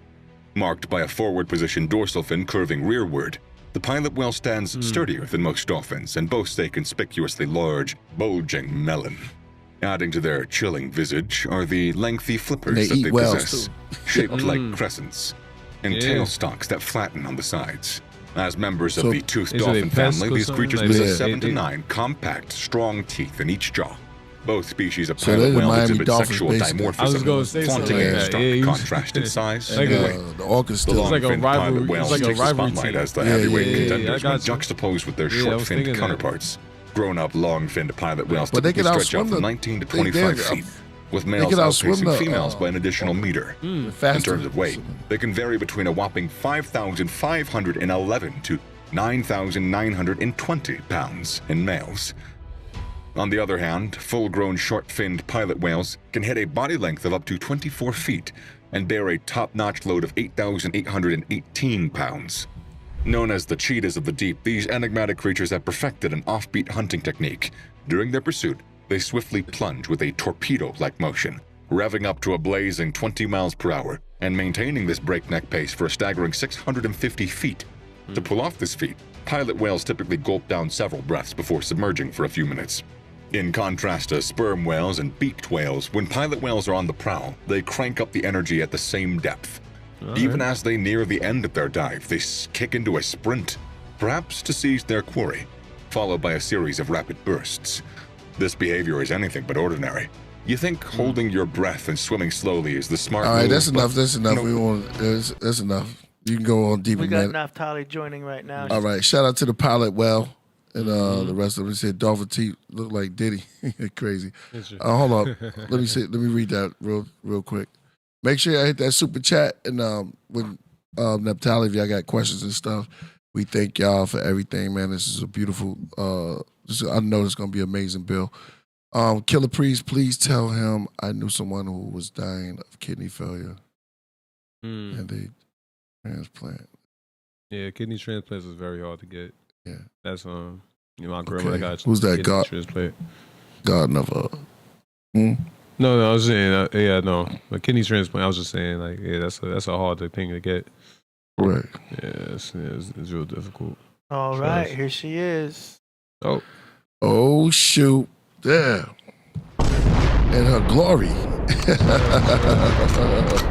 in all of her glory, ladies and gentlemen, to the Podcraft. Y'all know her,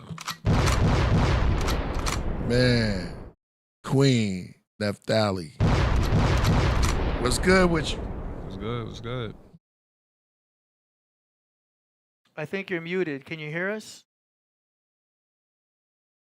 I don't know if she's pressed now. Yeah, she Hold on. sees us. Yeah, I know, You can't right? hear Sign us? language. I don't think she can hear us. I don't think she can hear us. Check Did she your see us? audio. Yeah, let me. Can't hear us? I don't think she can hear us. Okay, yeah, she can't hear us. She should like. Good on this end. Okay. I'm gonna ask her here. Happy birthday, Charlie Brown. Charlie Brown. Yeah.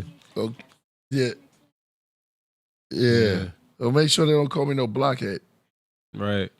You crazy? It's crazy Say, how we well, got the I'm colors. block- Huh? Crazy how we got the colors on, right? Yeah, you know how you got all yellow, I got right, all Yeah. burgundy, right? Yeah. Yeah. See that? It's crazy how that works. AD got black on. Yeah. Oh, it's got you black talking about on. you I'm got talking rose about colored all glasses. the colors. The colors that we got. Oh, on. yeah. They're colorful right now. Rainbows. That's real talk. Rainbows are the most beautiful thing. Remember we saw two of them? It's like three. Yeah, double rainbow. The double rainbow. Hey, can you hear us? On our way. So a double. Okay, I think you can hear us. We can't hear you yet. Naphtali, what up? Check your microphone. You might have to go into your Zoom settings and You'll see on the very left, and you're not muted, so that's good, but you may have to click that little arrow next to the mute button, and you'll see select a microphone. Make sure the right microphone is selected. I'm not sure if you're using a webcam. Nah, we can't hear you right now. Shout out to Mighty Hebrew, too. An exterior microphone. But you'll see it allows you to select a microphone there. Okay. That's right. Man. Cap Jones said, like father, like son. Hey. That's dope. That's dope. That's dope. Yeah. Dope. Yeah. That's all good. Can you hear me? There you go. Oh, now we hear you. Oh, man.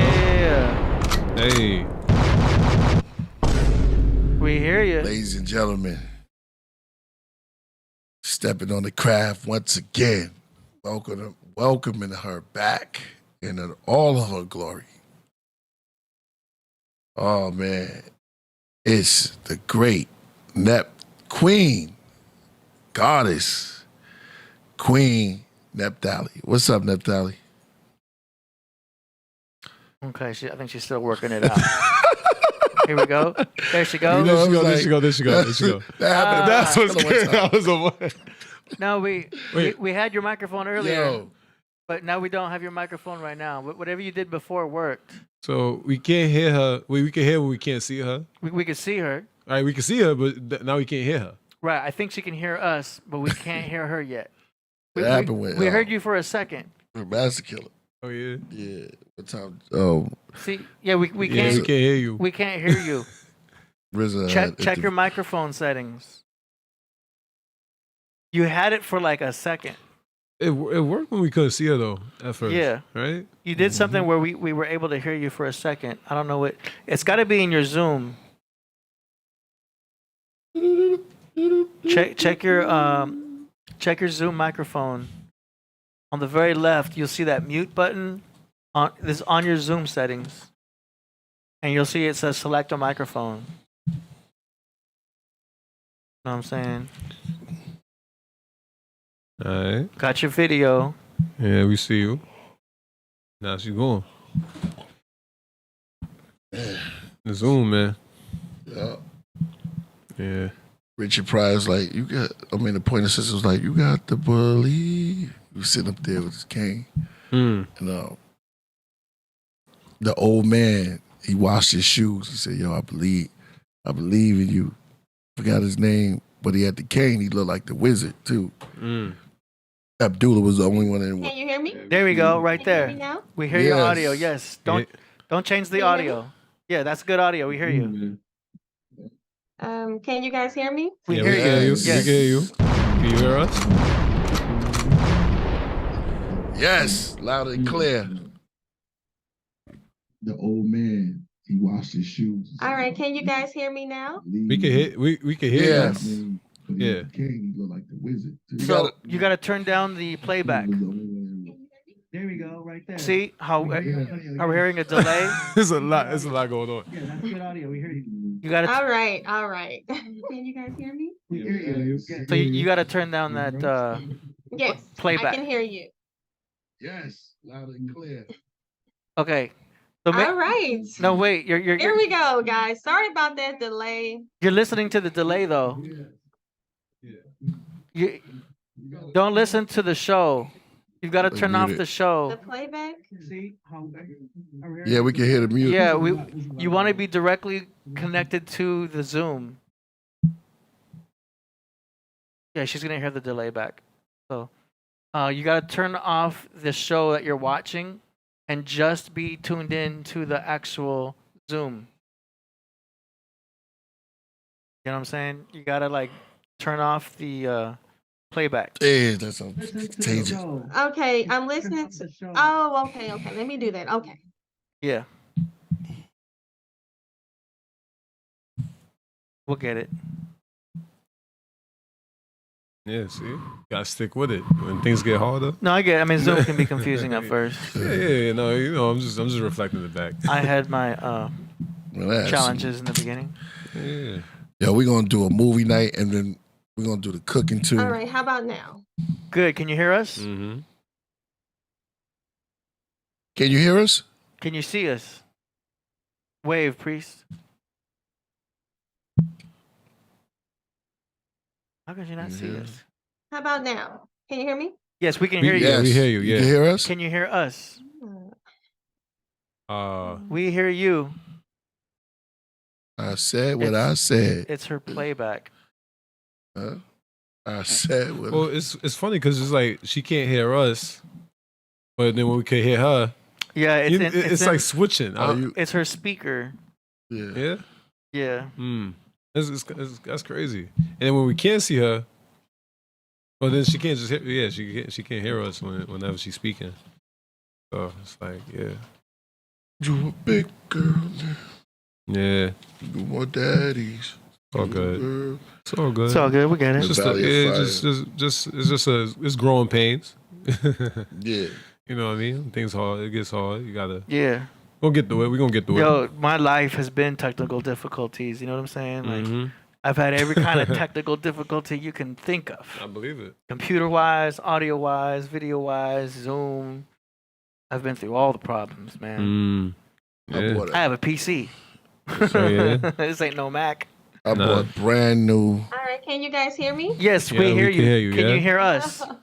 Yes. Yeah. There we go. Drop a ball for that right there. Here. That's good. We're in the building and we're locked in. That's right. Yes, yes. Ladies and gentlemen, I gave you like 2 intros. Crazy. Yeah. They said it's not good until it's 3 times. So 3 times the charm. 3 times the charms, man. This sister is super intelligent, man. She's a gift from the Most High. She's here. She's her knowledge, the way that she put it down, and she's known around, and she just dropped jewels, and we love her over here at the Podcraft. And thank you for coming back through, lady, and all glory, and all her glory. Queen Naphtali. What's up, Naphtali? Good. It was good. Hey, It's what's good. going on, guys? Yeah, we good. Chilling. What's the deal? What's going on, Killah Priest? What's going on, AD? What's going on? What's going on? Thank you so much for having me on. I just want to greet the audience and say a big shalom and most high bless to all of you guys in the chat. You're in for a treat because not only will I be talking about the Bible, I also will be utilizing a scientific approach as well as a historical. So we're going to go into history, we're going to go into science, and of course the Bible. And we're going to start decoding all of these lies and these hidden truths. And we're going to get into some good things today. And I hope you guys, if you have any questions, if you have anything you want to share with me, don't hesitate. Let's get into it. All right. Nice. We're gonna have a lot. Y'all heard that craft room. So we definitely gonna have some questions and stuff like that. And I love it. Yes. So I'm going to go ahead and turn off my share screen, and you'll be able to hit the new share on the bottom, and you'll be set up for presentation. New share. Okay. Yes. So you are clear for sharing screen. Right. And where is that found at? In the Zoom links that you'll see on the bottom, you probably have to put the mouse over it. You'll see it says share screen.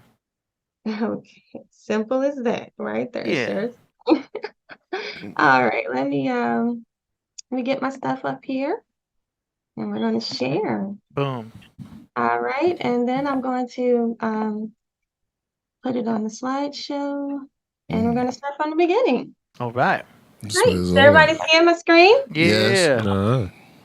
Okay, let's see. Let me look and see how that is. Okay. Okay, how do I make this go away? In for a treat.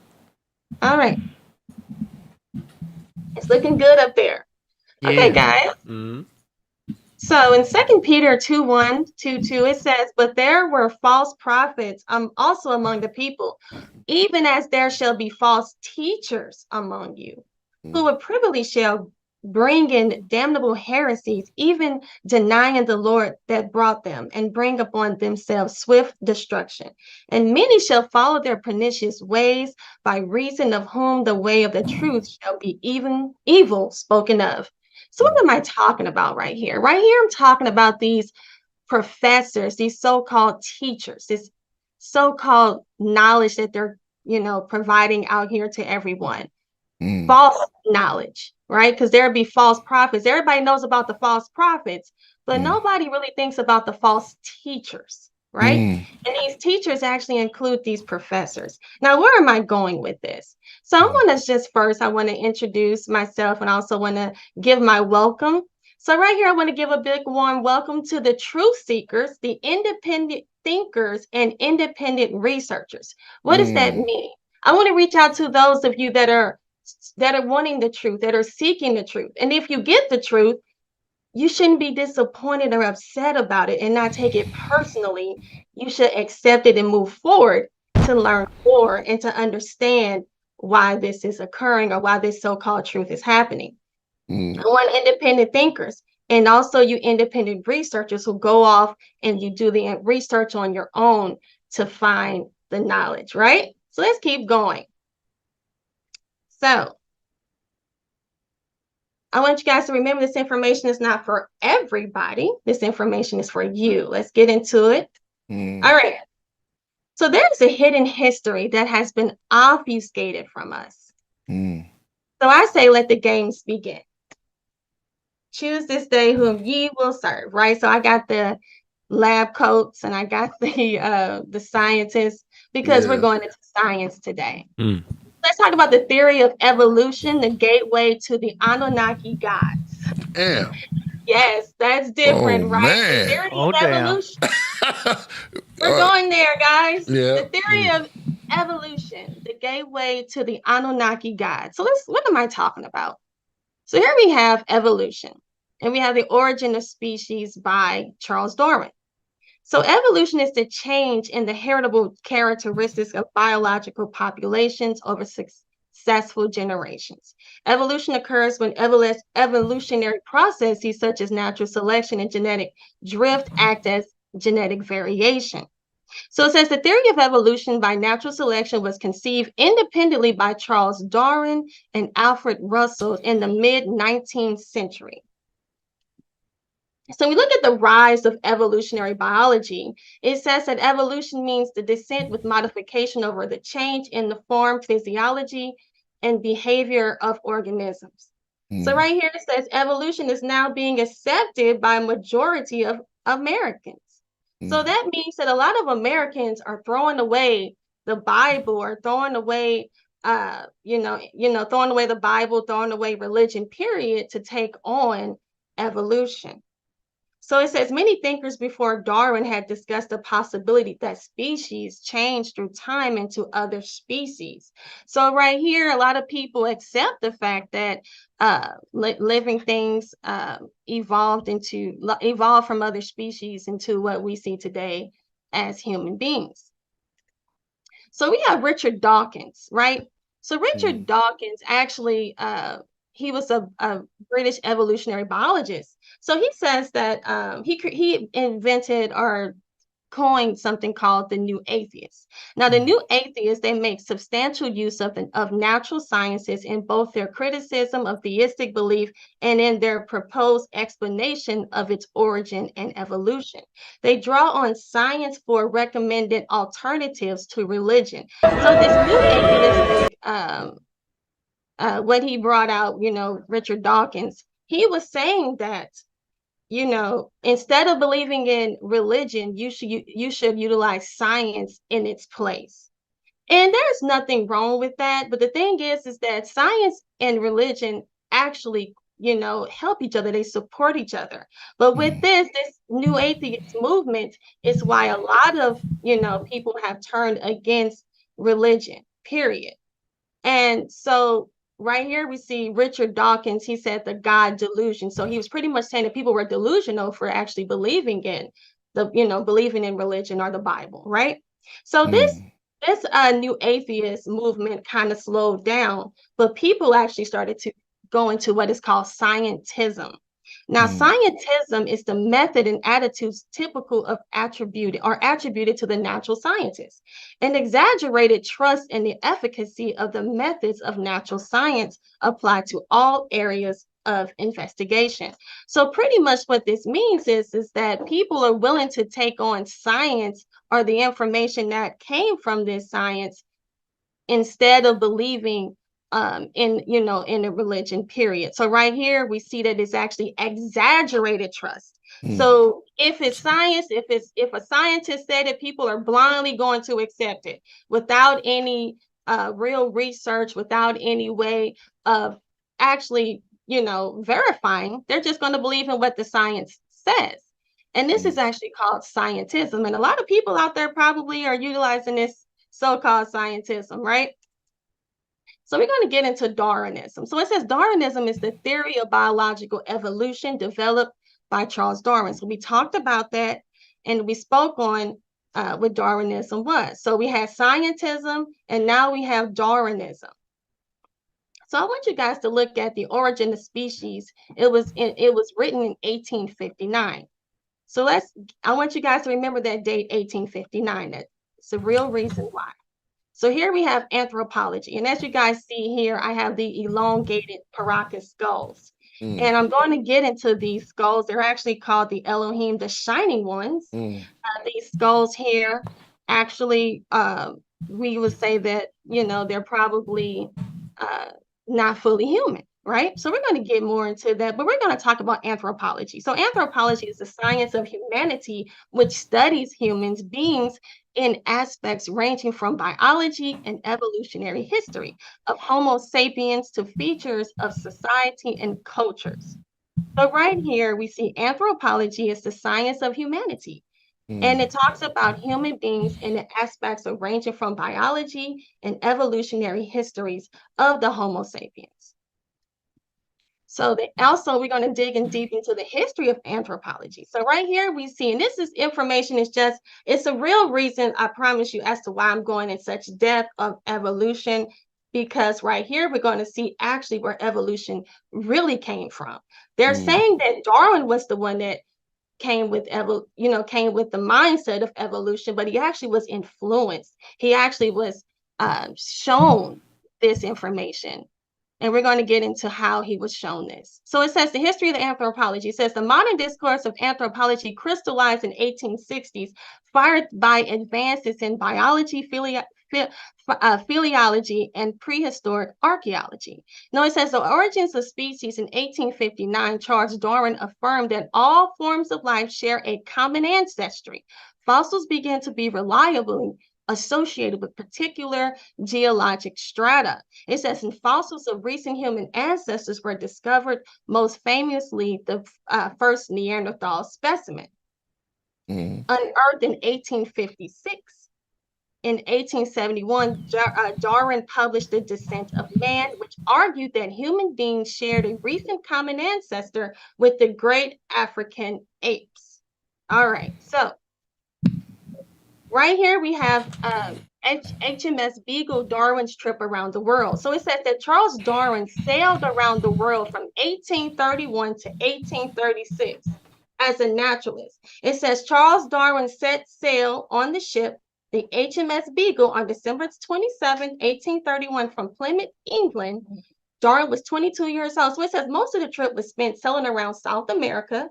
Darwin spent considerable time ashore collecting plants and animals.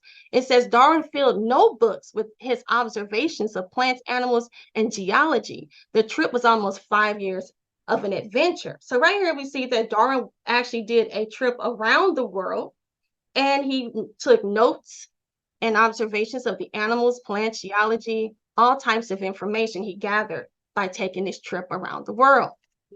Now, right here, we see Aston Henry Layard. What was the big deal about him? Well, he was the one that was a cereologist, traveler, and cuneiformist.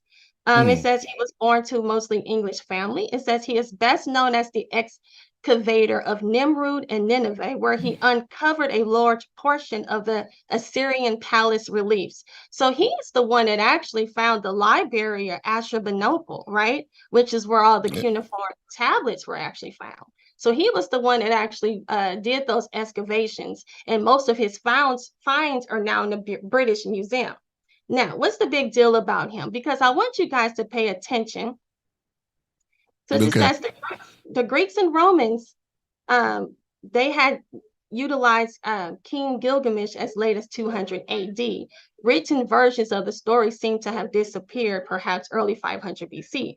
But it says the story itself was not unearthed until 1839 by this particular British archaeologist. Now, remember, we saw that Darwin wrote his book in 1859, but here we see that the Epic of Gilgamesh was unearthed at 1839.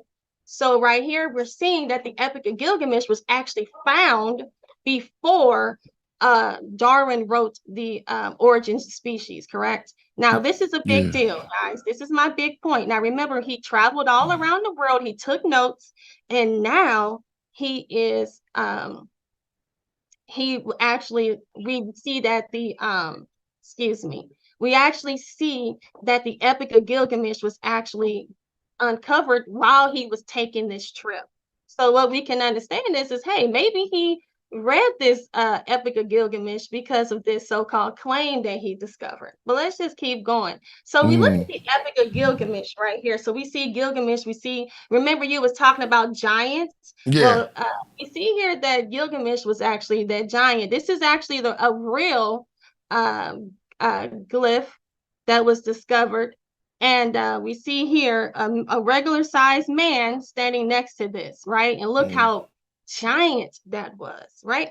So it says in the 19th centuries, Western institutions, including museums and universities, funded expeditions to Mesopotamia. So many people probably didn't know this, but there were many funded expeditions to Mesopotamia in the 19th century.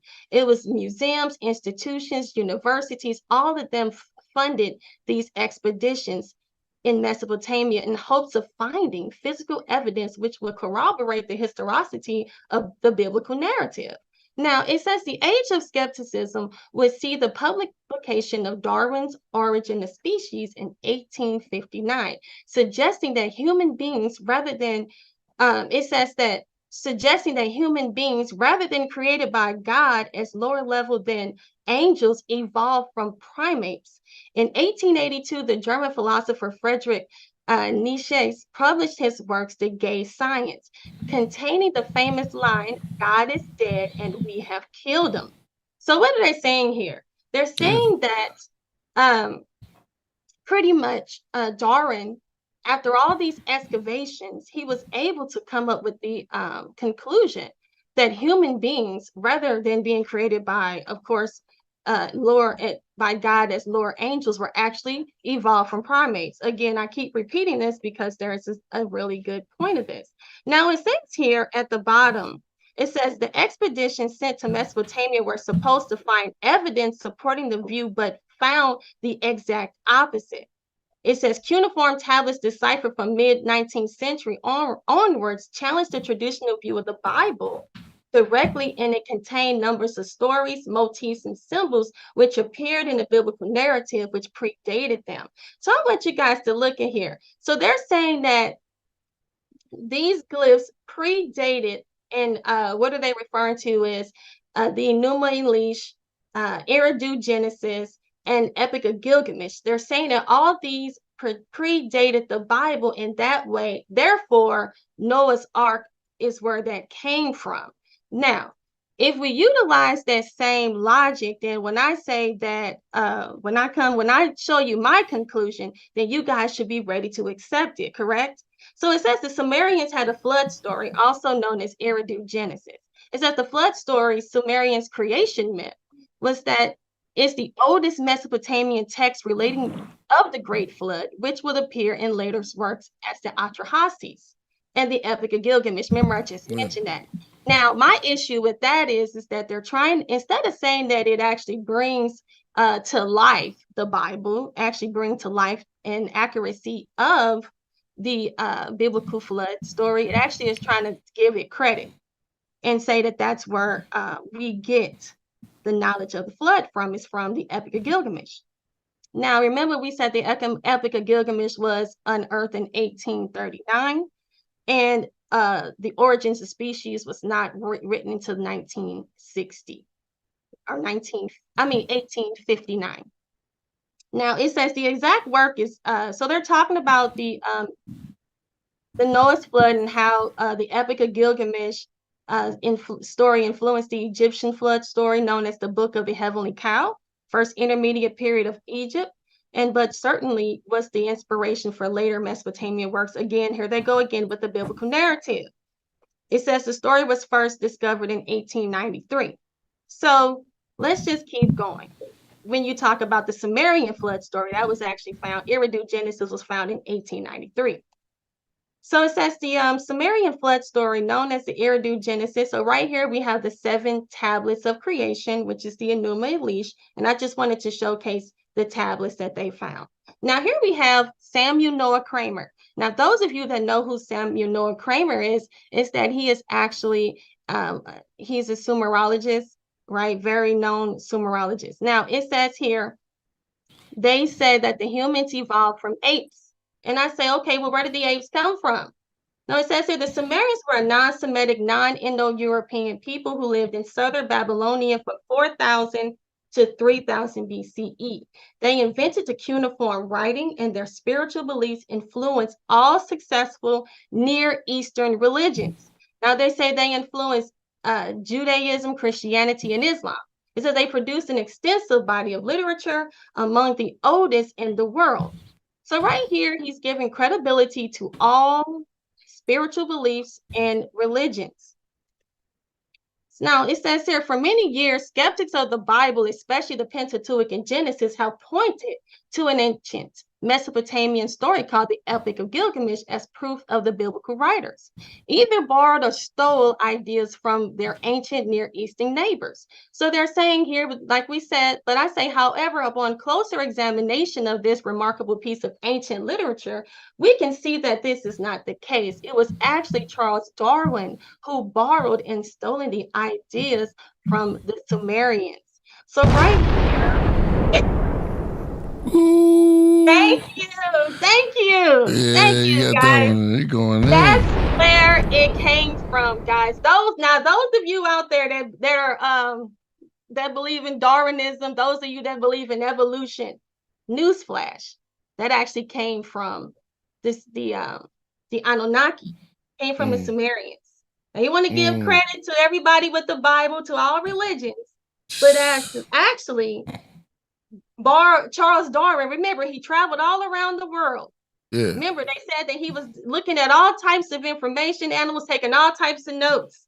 Then all of a sudden, he just had this great idea that human beings, just out of nowhere, he just sat there and was like, I think humans just evolved from the apes. But there was actually a group of people that actually say that they actually came from apes. So let's keep going. So the Anunnaki. That's why I always say we got to know these. Go ahead. No, what was you saying? We don't. I'm just saying, just certain. We don't know these people. No. You know, they just be saying stuff. Anybody just be saying stuff. We don't really know. We don't really know them. Mm-hmm. No. Yeah. No, we don't know. You could have been you could have been anything. Doing anything. That's what I'm saying. Exactly. You know, Charles Darwin, when you really look at his history, when you look at his they called him Charles back then, just Charles. Charles. I know, yeah. Charles Darwin. Yeah. You know, you got Richard Dawkins telling you that, you know, don't believe in God, religion is dead. All these different people are trying to take things away from you. But at the same time, why is this Darwin so-called science the same as these people of Sumer, right? So it says the first period of the Anunnaki activity began before the Great Deluge flood, which was recorded in the Bible as Noah's flood. I agree with that. I agree that this flood that they're speaking on, that the Anunnaki, but it was also documented within the Bible, okay? But it was just another, point of view when you look at it through the Sumerians, correct? Right. Now Well, do it you says think it was? arriving. Go but ahead. No. do you think they did it for money? Or just to get their name up there, like they try to steal, like back then, nobody around like that, so you just try to get your name out there, and it's like, okay, I'm gonna write my name up We're here. gonna take it a little deeper than that. You know Okay. me. No, these are their gods, and they worship them, and they want to keep you. You know what I'm saying, in the dark. You know what I'm saying? Because it's a person out there, and I was talking about Darwin. Okay. it's a person out there that is actually saying that we actually come from the Anunnaki, which is, Billy Carson, and I'd love to have a conversation with him about that. Shout out to Bill. If I can make that happen. Okay. Okay, so a lot of them link everything back to the Anunnaki, right? And that's what's starting to branch out. That's what's starting to take precedence when we look at it. You know what I'm saying? It was just a gateway. That's why I call it the evolution is the gateway into the Anunnaki. Because when you really look at the so-called science that's behind this, you will see how similar it is to what the Sumerians had with their gods within the Anunnaki. And I'm just getting started, right? Let's keep going. So right here, it says the first period of the Anunnaki activity began before the Great Flood, which the Bible talks about when you go pre-flood, right? When you go into the book of Enoch, it actually speaks on how the fallen angels came down. And then they started to teach mankind. What did they teach mankind? They taught mankind knowledge of, how to form, how to plant, how to make, build and create different types of tools and all types of stuff. They taught them how to build different temples and architecture. They came down and they gave knowledge. And this is exactly what the Sumerians teach as well when it comes to the Anunnaki, because the Anunnaki are just fallen angels. And then they had relations with the daughters of man, and they created what we would consider to be the Nephilim, which are human hybrid. When you get into that, like Gilgamesh is said to be a Nephilim. Okay, he's considered to be a human hybrid when it comes to with the fallen angels. So here we see. It says from Eridu, it says arriving on Earth about 445,000 BC. So they were saying that about 445,000 years. Now we know that Darwin talks about these millions and billions of years, and it's like, right. But here we got the 445,000, and we can look at that, and I still have a question mark. But I'm just going to take what they're saying with the Sumerians. So they said the first Anunnaki settlement was set up at the Eridu in the region that was named the Eden or Earth Station 1. Now it says from Eridu, gold was first sought in the waters around Mesopotamia until it was determined that great deposits were to be found in the Abzu, which is thought to be the region of the southern African kingdom of Great Zimbabwe. So according to this source, they're trying to say that the gold was actually being searched within Africa in Zimbabwe. Now it says by 400,000 BC, a total of 8 cities had been completed, with the city of Nippur serving as mission control center. Now it says, according to the tablets of creation, the need for a labor force to take over the gold mining work resulted in the creation of primitive worker or Homo sapiens sapiens by fusing Homo erectus and Anunnaki DNA. So what they did was to get a creative force, because remember, they had to come down and search for gold. And that was actually a part of, Enki and Enlil. And I haven't even talked about them yet, but they had to come down and they had to create No, they liking it. The craft room, they like stuff like this. Go ahead. All right, so it says prior to the alleged arrival of the Anunnaki. So they said prior to the alleged arrival of the Anunnaki, evolution had progressed very slowly, or rather normally, with millions of years passing before the arrival of the next hominid ape species. So right here, they know that this was included with evolution. They know that the Anunnaki actually saw apes and they created a human race or a human species from these so-called Homo erectus, or these apes, right? And this is exactly correlating or corresponding to what this evolutionary theory is. Now, a lot of you probably believe in this evolution. I want you guys to wake up your eyes. See with your eyes, wake up with your ears, and hear with your ears, and see what we're saying, what I'm saying here. This so-called evolution has nothing to do with science. It is actually worshiping a God. It's actually believing in a God. These so-called Anunnaki gods, this is what they're contributing all this glory to. All these teachers, these so-called teachers, these so-called professors, all of them are a part of this hidden agenda to get you all to believe in this so-called gods. Correct? Let's keep going. All right. So now, according to Billy Carson and the Sumerian tablets, again, I'd say this: the Anunnaki arrived on Earth 450,000 years ago, looking for minerals, namely gold, which they began mining in Africa. The Yage extracted large quantities of gold from Earth. At first, only the Anunnaki worked in the gold mining for a long time. So remember, the Anunnaki were the ones that were working in the gold mine. They suffered a lot because of their working conditions were very harsh and tiresome. In the end, they rebelled against the heavy working condition and even took their leader, Enlil, hostage. Now, according to this source, they're saying they actually took Enlil hostage. They're saying that Enki, who was Enlil's brother, right? He saved his brother, promising to find workers to work for them. So he said, hey, bro, I'm going to find some workers. Don't worry, because a lot of them were, they they kidnapped him. They held him hostage and were like, hey, we're not doing any more of this work. You're going to have to do something about it. So it says Enki saved his brother, promising to find workers. And at that time, there was no such thing as humans in the world yet. There were only humanoid ape-type primates, Homo erectus, like the planet of the apes. So essentially, they're saying that Earth was just like the planet of the Earth. I mean, the planet of the apes. Excuse me, the planet of the apes. And so what happened is that they came down and actually brought human beings into life. Now, does that sound similar to what they teach with the evolutionary theory? Yes. The only thing is they're saying that these so-called humans evolved by themselves from these apes without any help from any type of,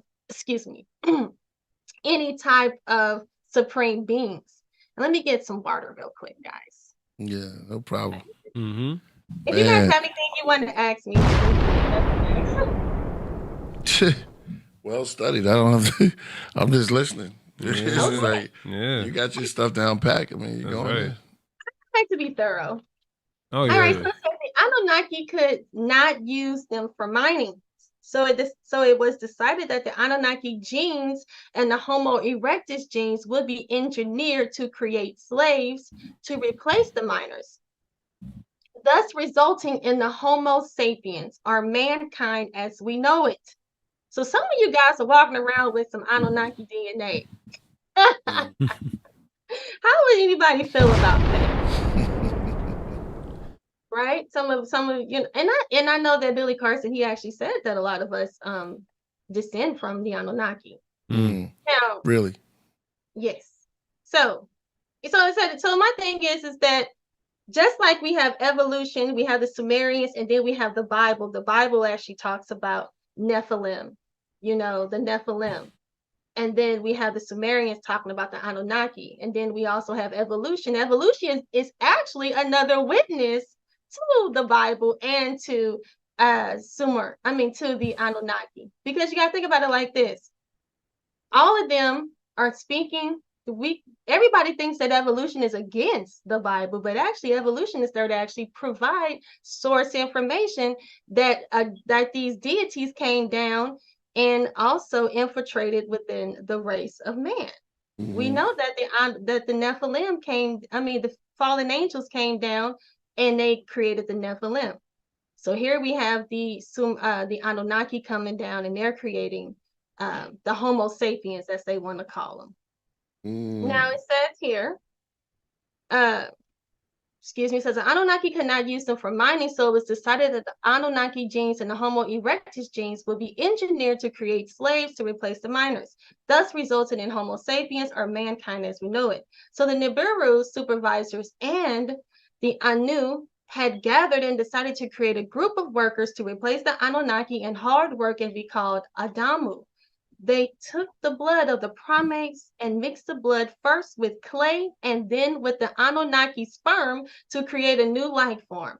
The aim of this was to create a race that was more developed than the Homo erectus species by utilizing the DNA of primates and their own DNA and use them as slave workers. So there's a class of people that actually come from the sperm and the clay and primates' blood, and they are the ones that developed or said that they were more advanced than the previous ones that were engineered. Wow. How do you guys feel about that? Good. Man, I'm at a standstill. I'm just taking it. I'm just taking it all in. This is very rich, very rich, right. very wealthy. So there's Zachariah Stitchin. You guys know who Zachariah Stitchin is. He's the one that actually brought a lot of this out. So it says, according to Stitchin's interpretation of Mesopotamian iconography and symbolism, it was outlined in his book called The 12 Planets and its Sequels.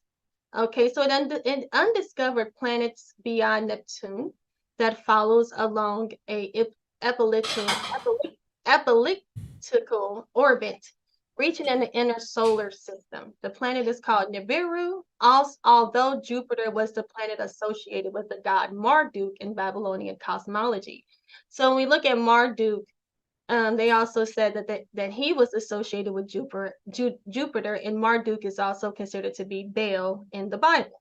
All right. So as we see here, the Babylonians are also worshiping the god that's in the Bible, which is either what you can call Marduk or you can call Baal. So like we say, all of these different, we got, like I said, the Sumerians, the Babylonians, all of them are pretty much worshiping the same gods that are being disclosed in the Bible. That's about Max, let's get it, right? So let's continue. All right, so it says Marduk in original legends by the Babylonians was a ruler of the same name and is an attempt to co-opt the creation for himself. Now it says it collided catastrophically with Tiamat. Now those of you who know who Tiamat is, she is the goddess in Babylonian creation in the Enuma Elish, right? So it says that she was actually the planet, and also she was, cut in half, and that's how we have the sky. We have, the sky, and then we have the earth, because they say that Tiamat was the goddess, and when she was, murdered and she was sliced in half, that's how we have this sky, and that's how we have the earth. And that's according to the Babylonian myth within the Enuma Elish. Now it says, according to Stitchin, such a 12 planet, Stitchin claimed that the Sumerian gods' given conception of the solar system counted all 8 planets. So he says that according to Stitchin, and according to the Sumerians, they said that there's actually 8 planets. It says, plus Pluto, the sun, and the moon was the home of a technologically advanced human-like extraterrestrial race called the Anunnaki in the Sumerian myth. Now it says, who Stitchin states are called the Nephilim in Genesis. He wrote that they evolved after Nibiru entered the inner solar system, and they first arrived on Earth, probably, like we said, 450,000 years ago. So there is no need to to repeat that. But I wanted to mention about Marduk, and also wanted to mention about Tiamat. And I'm going to get a little deeper into some things. So so we have Enki, right? So those of you know Enki. So it says Enki is one of the supreme deities. He is the son of Anu, and he is the half-brother of Enlil. It says the name Enki means Lord of Earth, and was given because he was the first of the gods to come to Earth. It says Enki was one who built the first city for the extraterrestrial god on Earth in the Mesopotamian area. It says later on, when Anu and Enlil came to Earth too, The three of them divided their spheres of influence. At the moment, Enlil, instead of Enki, became the Lord of Earth in space, while Enki's title changed to Ea. Enki thus became the Lord of the seas. So he was Poseidon. He was also Neptune, and of the underworld of the netherworld. According to Stitchin, this netherworld is to be found in southern Africa. It says, according to the Sumerian mythology, it says Enki also is the god who, together with his half-sister Ninhursag, created mankind. So right here, they're getting giving credibility to Enki as the god of this world. He is the lord of the seas, Poseidon and Neptune, and also he is the one that is accredited as to creating a race of humans. Now, we're not going to give him credit to creating all humans, but they're saying that he actually had some creativity to do with some humans. And we understand that actually goes with the Bible again, with the Nephilim.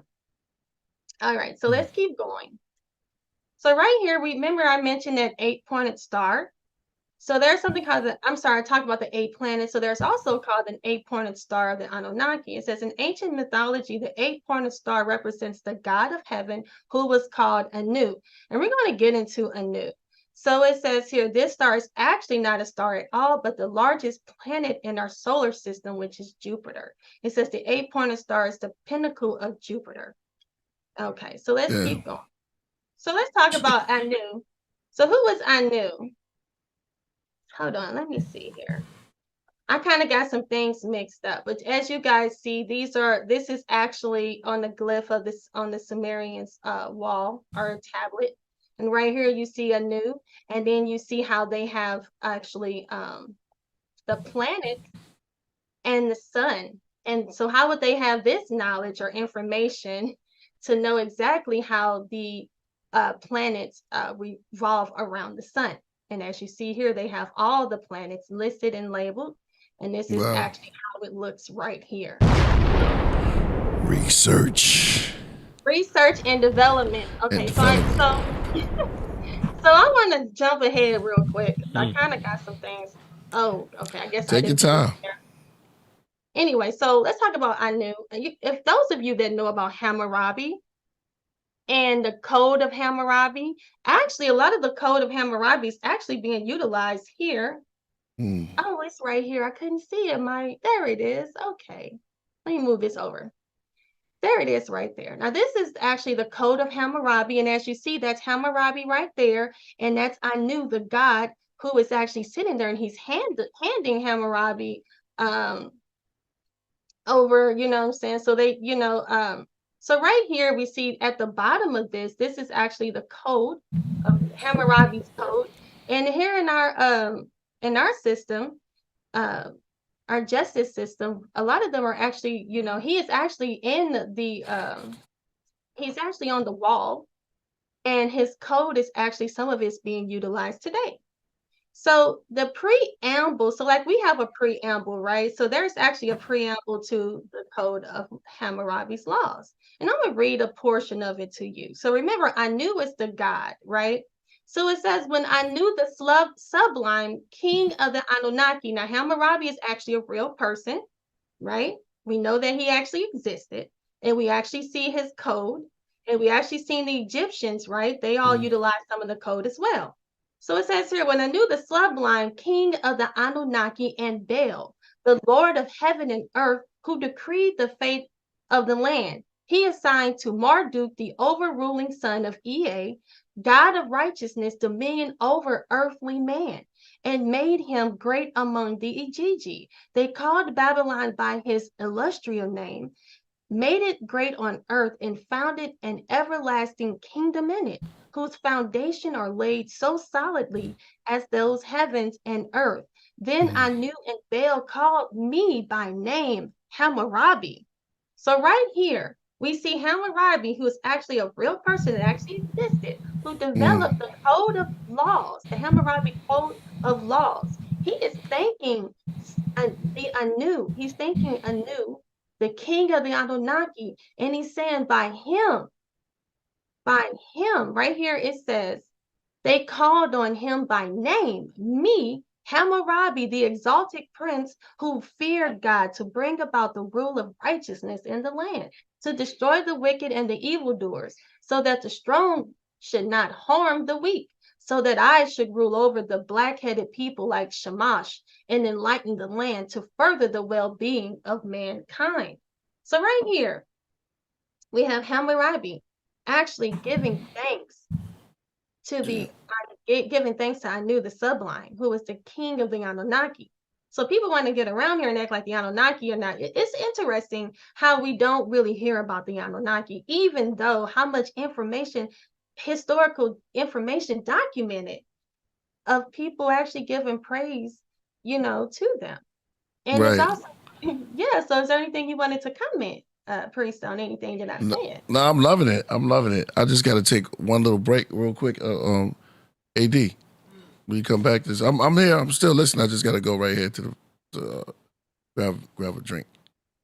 Okay.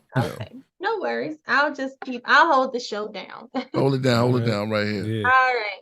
So remember I showed you guys that I jumped ahead. So right here, it says. She's killing it. Oh. It says, why some think that Anunnaki were actually ancient aliens? Yes, because right here, not only on their glyphs did we see, we saw Hammurabi being handed, the code of laws to present to mankind is what he said. He was chosen. So also when we look here, we actually see them in some form of spaceship, or what would you classify this as? And as you see, a lot of them are, for instance, dressed as how the Dogon, right? The Dogon actually has the fish deity. And right here we see that they're dressed similarly to them. And they're all giving like a looking up and giving like a welcoming or a praise to what we can see as like some form of spaceship, right? Some like they're coming down from space. And this is actually the Anunnaki. And they said this is a Sumerian cylinder seal, which some theorists believe is evidence of ancient aliens visiting the Earth. So a lot of people utilize this as actual evidence of aliens visiting the Earth, because when you look at it, that's exactly what we're seeing. Okay, we're actually seeing them giving praise or giving homage to a group of, deities coming down. And they actually, not only do they speak on this and document this, but right here we actually see them showcasing it as well in their art. Or what we can say. So right here we also have, this is Anu. This is the god, and this is how the regular, mankind or human, the regular humans stand against this deity. Also, those of you that know about this star, this is also the star of Inanna, right? Okay, so let's keep going. So here's another glyph of them actually. Now they're doing the same thing. They're all giving praise and giving homage. They're all looking up at this, them coming down again. They're also giving praise to this spaceship or whatever you want to call it coming down. We also have another one here also coming down, being showcased. Now, as you see here, standing very tall. And then as you see regular, I guess these are the slaves or the servants that are there to, I guess, mine and search for gold. And that's what we see here as well. Now, when we see these images here, these are called eye idols. Those of you that know who these are actual, these are actually found in a temple. And as you see here, these eye idols also look similar to what we would consider to be an alien, right? When right here we have this particular idol, and it kind of looks like ET, right? So right here we see the moon and the sun. Oh, did anybody want to say anything or? Oh, you good? You good? You good? You got it. Okay. Just So keep did it you up.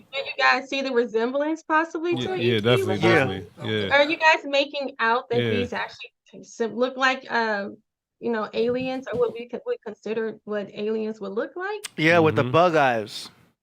Yeah, these are called eye idols. Now, my thing is that when you do see them make movies, right, about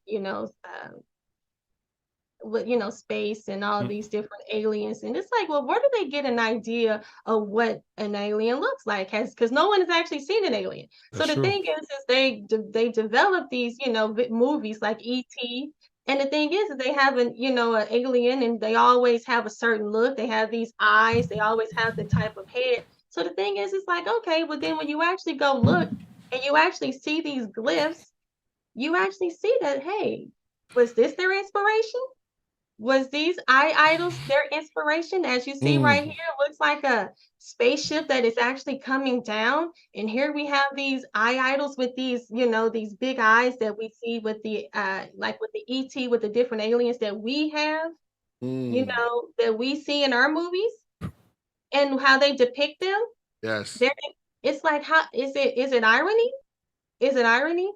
That's crazy. You know what I'm saying? What would you call that? You know what I'm saying? It's just ironic. Out of the blue, they were actually able to showcase these idols, these so-called eye idols, and they actually looked similar to what we would consider to be an alien.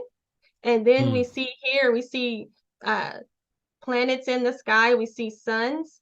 So pretty much this is showcased in the sky, and then we see some form of UFO, or you see what I'm saying, coming down.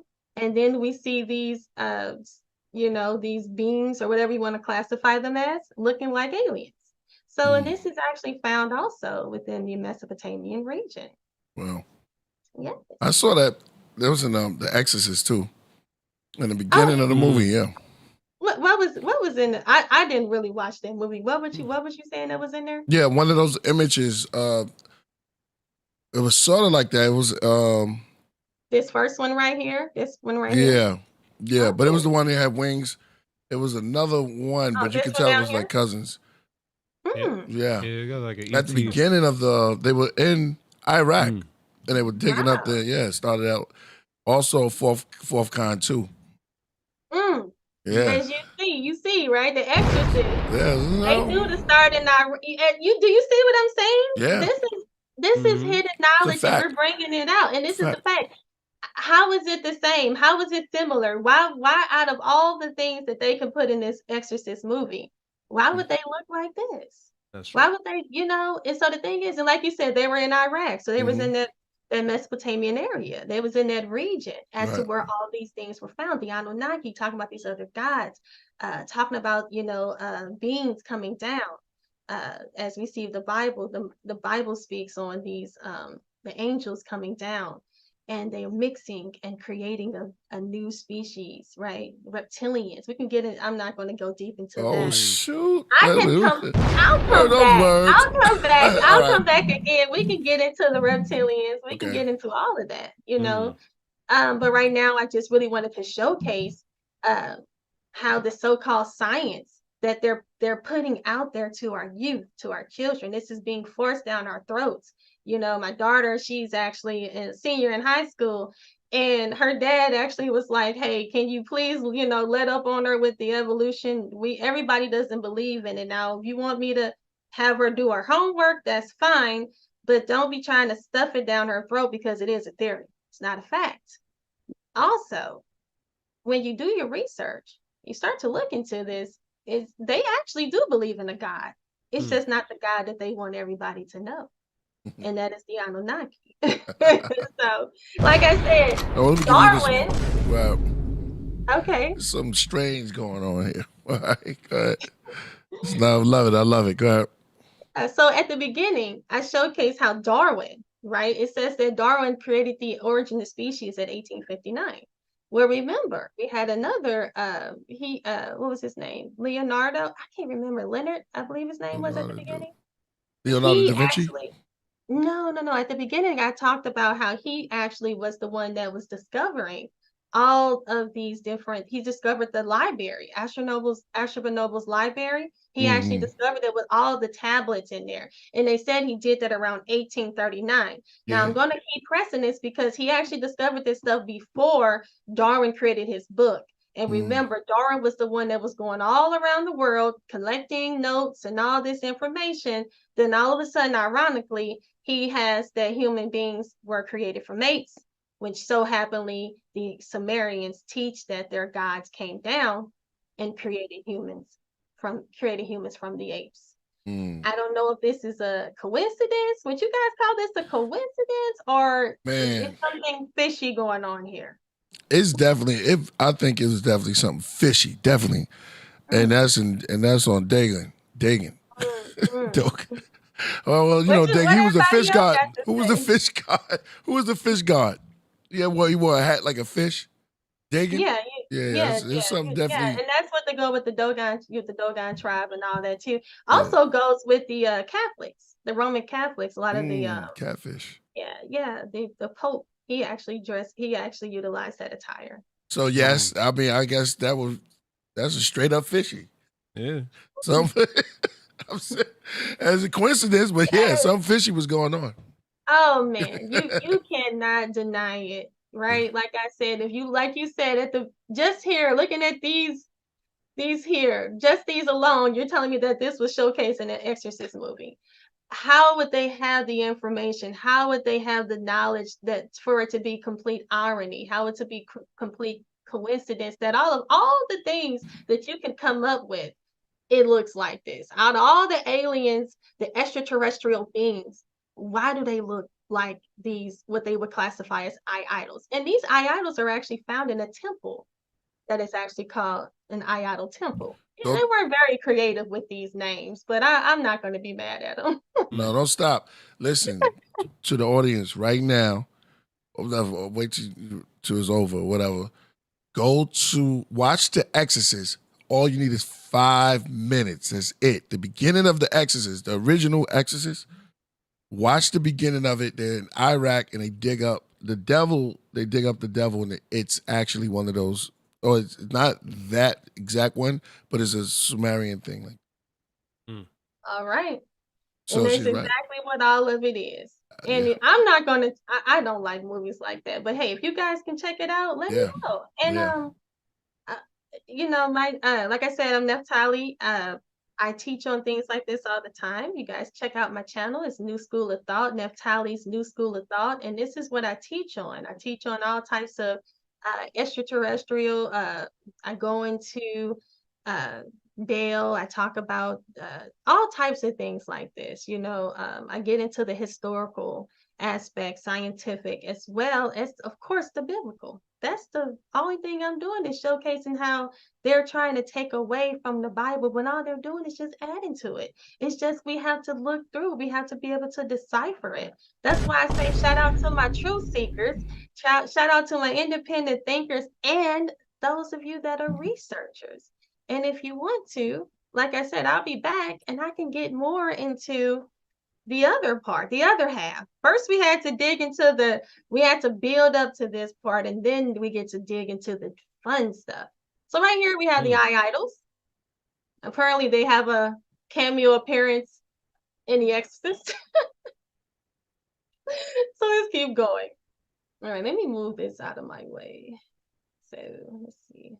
Now, so it says the Anunnaki are mythological deities of the ancient Mesopotamia. They appear in the ancient poem, the Epic of Gilgamesh, a famous story about Gilgamesh. It says here there are a number of similarities between the accounts of the Anunnaki and the Nephilim mentioned in scripture. It says first the Anunnaki are, I'm going to have to move this out of my way.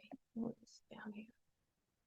Okay, so it says there are a number of similarities between the accounts of the Anunnaki and the Nephilim mentioned in scripture. It says first, the Anunnaki are Chickathonic deities. That is, they are associated with the underworld. The Nephilim were fallen angels or demons. Second, the Anunnaki are the offspring of Anu, the sky god, and a female called Kai. It is unclear from the mythology whether Kai was a human or goddess, but we do know that Kai has no cult or followers, so it can be assumed she was a human female.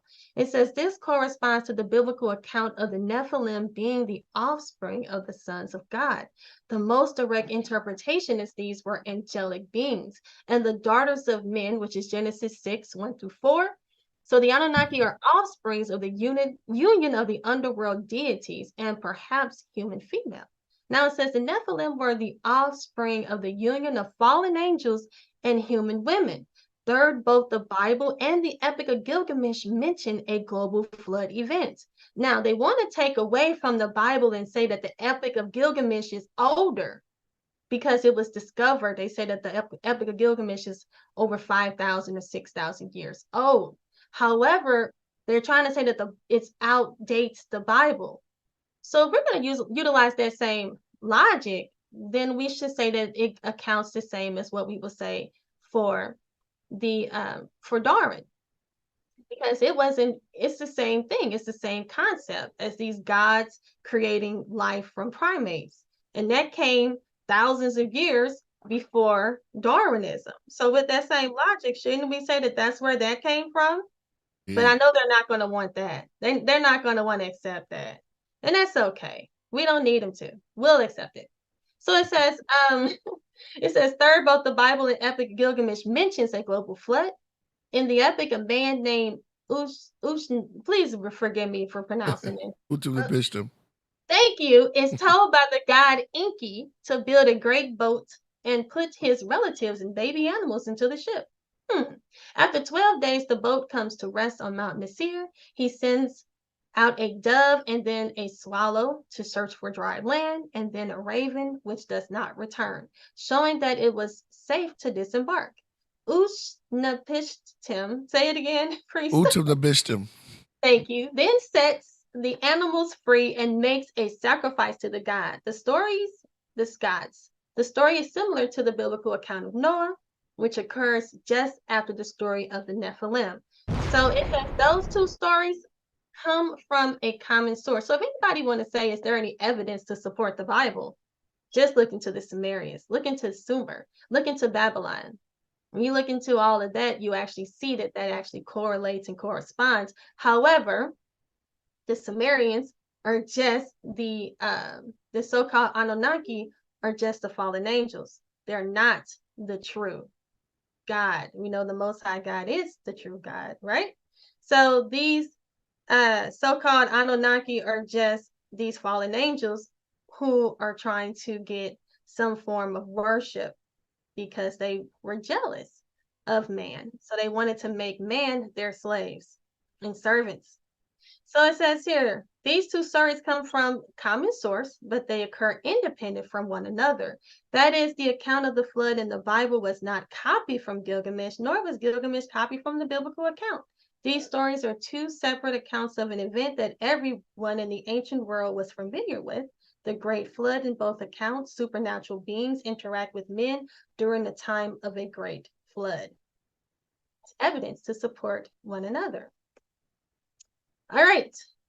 A lot of hit me up. They want to know your IG. You going in right now. You cooking. All right, guys, hold on a second. Like I said, I was trying to get through this. Some of this I didn't get to finish. Like I said, I got to come back. Back. Let me see what I got here, though. Let me see. All right. So here we have the Paraka skulls. Are any of you guys familiar with the Paraka skulls? No.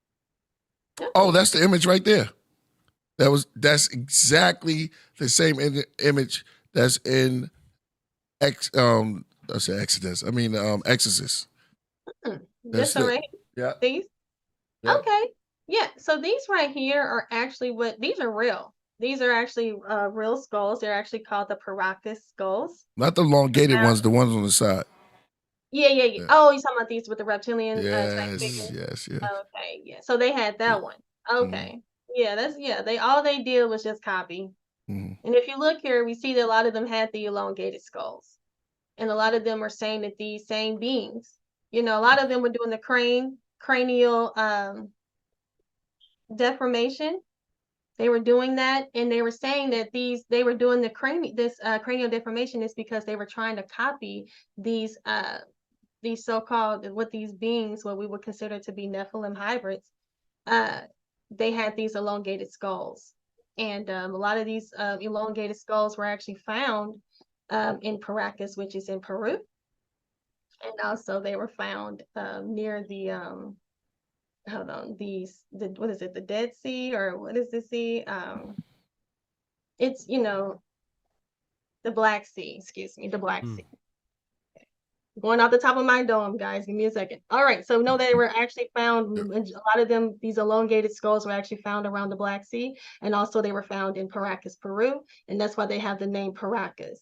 And these same elongated skulls are actually mimicked. You actually look like what we find within the Sumerian region, or within the what we would consider to be also within Egypt and all within the Mesopotamian area.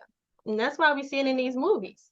Like I said, with these big old huge eye, you know, the eye sockets, right? The eye sockets, you see how, you know, long, how wide they are. How do they know to make videos about, you know, these types of things unless they are telling us a story utilizing them? But they want to make you think that it's not real, but we actually have now the evidence to support that these beings did come here. Nobody has, these skulls are actually very, let me see if I have another image here. No, I don't. Let me see. No, I don't. I thought I had more images of these Paracas skulls. But as you guys see here, these are the elongated skulls, and a lot of them are contributing them to be gods that came down. And they're saying that people worship these gods and actually wanted to imitate them. Here we have Osiris and different gods right here. I think this is Gilgamesh. All of them are reaching up to the sun, and all of them have these planets, which is called Pleiades. And Pleiades, also known as the Seven Sisters, how would they know to have Pleiades? I'm sorry.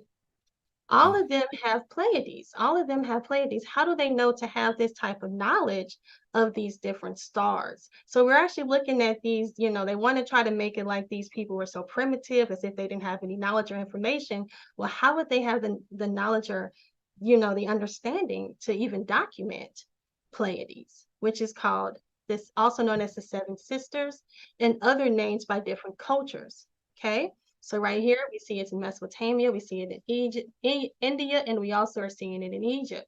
And these are called the Seven Sisters. And this is letting us know that either they have information or some form of communication or some form of knowledge to information to be able to understand what's going on in space without actually having a telescope, right? So how do they know? I'm just saying, they look like people need all these, you know, everybody's supposed to have all this technology. Right. But the further we go back, we see that they have the knowledge. So how would they have the knowledge when they say they don't have the technology? Or maybe they did have the technology and they also had the knowledge, right? So let's think about it like that. So we have Pleiades. And we see there's different cultures. So we have, like I said, Egypt, India, Mesopotamia, all these different regions, all of them are able to have it. Now we see here with the elongated skull, okay? So we look there, they're saying that that's possibly the same as, you know, him having the elongated skull is what they're saying here. So let's just keep going for a second. So here I have, this is going to be my final, my closing out. So we have the eye idols. So it says here in 2 Kings 17:12, it says, "For they serve idols, whereof the Lord has said unto them, ye shall not do this thing." So here they served idols. And if you look here, we have the eye idols, and then this is actually a real image on the wall of looks like, appears to be some form of UFO. And so people are looking at it like, okay, well, they must have some knowledge to be able to look up or to be able to design something that looks similar to what we would consider to be a UFO. And people have to understand this. Again, how do we know what a UFO is? And then how does it, you know, coincidentally look like what they depicted on their walls? So guys, I thank you all for tuning in with me. Oh man. That's all I got. Short, sweet. I hope you guys enjoyed. Short. See if anybody has any questions or anything they want to ask me. Oh man, I got some questions, man. Come on with it. That was deep. Yeah, that was deep, huh? Yeah. Boy, your research is incredible. You know, I hope that was entertaining as well. I don't want it to be boring. No. You was good. You was good. I was in the trance with it. Okay, so how did you feel? Like, so when I went into that direction, how did you guys feel about that?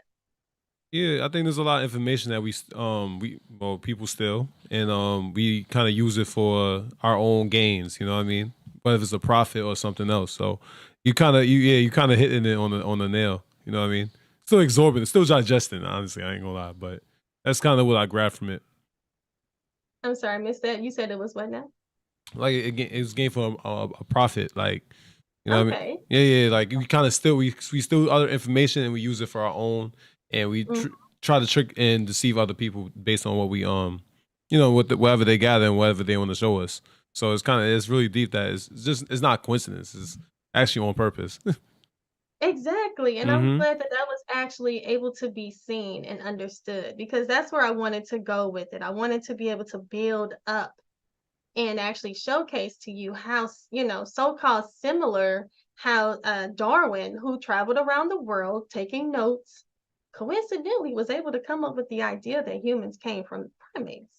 But, the same thing is being actually said about it, found in the Sumerian clay tablets. In the Epic of Gilgamesh, the Enuma Elish, all that information is actually documented there. Now they want to say, I'm a Bible believer and I support the Bible. They want to say based off age alone is why the Bible, they say based off age alone is why the Epic of Gilgamesh is where the Bible got the flood story. So because it's older. Well, if that's the same case, then the Sumerian clay tablets also talk about how evolution with the same thing, primates being created into humans. Primates is where humans come from. So if that's the case, then we can utilize the same conclusion that Darwin took that from the Sumerians. Wow. What are your thoughts about the appearance of the Nephilims at the Miami Mall? Did you hear about that?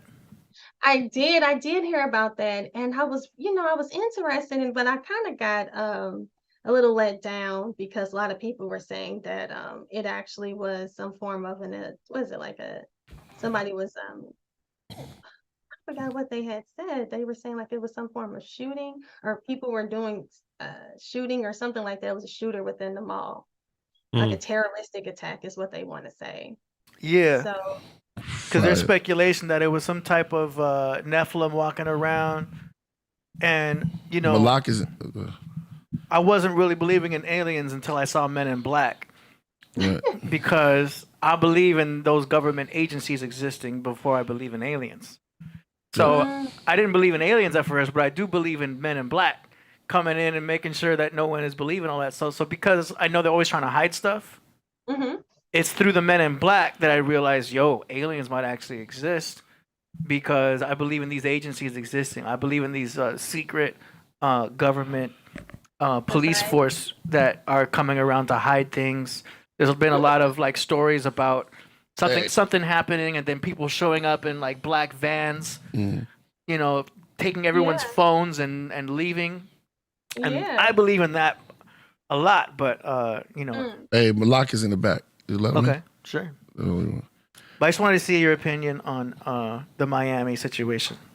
Yeah, thanks for asking me. I'm very, I was very hyped. I was excited when I heard about it. I was like, wow, giants and all this kind of stuff. And then I was kind of let down when they said it might have been a terroristic attack. But me being who I am, you know what I'm saying? I am one of those people that look into things a little bit more and a little differently than others. And I still, why would people lie? My thing is what do people get, gain from, saying this? I'm interested in knowing like what all these police cars, all this, this corrupt, all this, all this happening. And the first thing you want to do is get up there and lie and say, and just make up the most ridiculous thing you can think of. Yeah. Why would you do that? So, saying like out of the top of your mind, say, it's some giants. Like, why would anybody do something? Oh, yeah. I don't know. Could you play this? I just sent it to you, AD. Sure.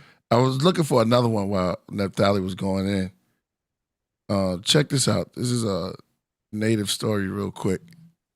And they call they call themselves, can she see it too? Yeah. The story of the red-haired tribe of giants. I want to get your opinion on this. Good. The redheaded large giant. holes in our trails at night. And if any of our people traveled at night, which they did, for they were afraid of these barbarous people, they would oftentimes fall into these holes. That tribe would even eat their own dead. Yes, they would even come and dig up our dead after they were buried and would carry them off and eat them. Wow. Well, It's not kind of- funny, but it's interesting. Yeah, right? I just want to Now ask and you then- that. Hold on. I'm sorry. I thought it was over. No, go ahead and continue to play. Go No, ahead. go Just a ahead. little bit more, then we can stop. Yeah. They I'm sorry. I would thought it come was over. and Go make ahead. war on my people. They would fight, and as fast as they killed one another on either side, the women would carry off those who were killed. It was after the women. My people say they were very brave. When they were fighting, they would jump up in the air after the arrows that went over their heads and shoot the same arrows back again. My people took some of them into their families, but they could not make them like themselves. So at last, they made war on them. This war lasted a long time. Their number was about 2,600. The war lasted some 3 years. My people killed them in great numbers, and what few were left went into the thick bush. My people set the bush on fire. This was right above Humboldt Lake. Then they went to work and made tule or bulrush boats and went into Humboldt Lake. They could not live there very long without fire. They were nearly starving.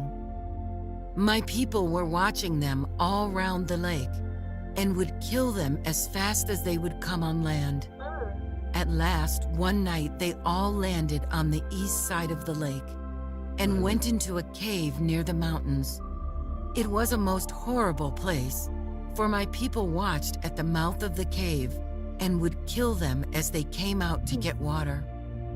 My people would ask them if they would be like us and not eat people like coyotes or beasts. They talked the same language, but they would not give up. At last, my people were tired, and they went to work and gathered wood and began to fill up the mouth of the cave. Then the poor fools began to pull the wood inside till the cave was full. At last, my people set it on fire. At the same time, they cried out to them, "Will you give up and be like men and not eat people like beasts? It was eating people. Say quick, we will put out the fire." No You can stop. answer came from That's them. crazy, right? My people Wow. I mean, it's the way that she's saying it, like, oh, they just eat the people. Like, Yeah. I don't know. That's what made it just, I don't know. But yeah, when she said the red hair, they were redheaded. Actually, that goes with the Paracas. The Paracas skulls actually are found with red hair. So actually, it actually goes with these elongated skulls because I like red hair. So, hey, maybe, a lot of that probably is taking place there too. Right. It's a lot of stories. I mean, it's kind of deep. It's kind of deep. I just wanted your perspective on it because you're going Oh, in. yeah, definitely. With the cannibalism, a lot of that is when we look at the cannibalism, actually correlates with the Canaanites. The name cannabis. I mean, Canaanites actually comes from cannibals. Okay. As well as cannabis. Cannabis comes from Canaanites as well. Ah, go ahead. Yeah. D said that early. She validated. Oh, he said that earlier? Yeah, Oh, he caught a validation. You know, I am a connoisseur of that cannabis. You know what I'm saying? Well, you can thank the Canaanites. They're Thank the you, ones. Wow, Man. really. Wow, Royal that's crazy. Highness. That's Yes. crazy. So, But they also cannibals come from the Canaanites as Oh yeah, I mean I do eat red meat, but I don't go that far. yeah. No. We have Eric Barr Malak in the building. What's up, my brother? Have you heard the sister Bill? We introduce y'all to I think he's muted. He wants to come in and say something. Gotta unmute your mic.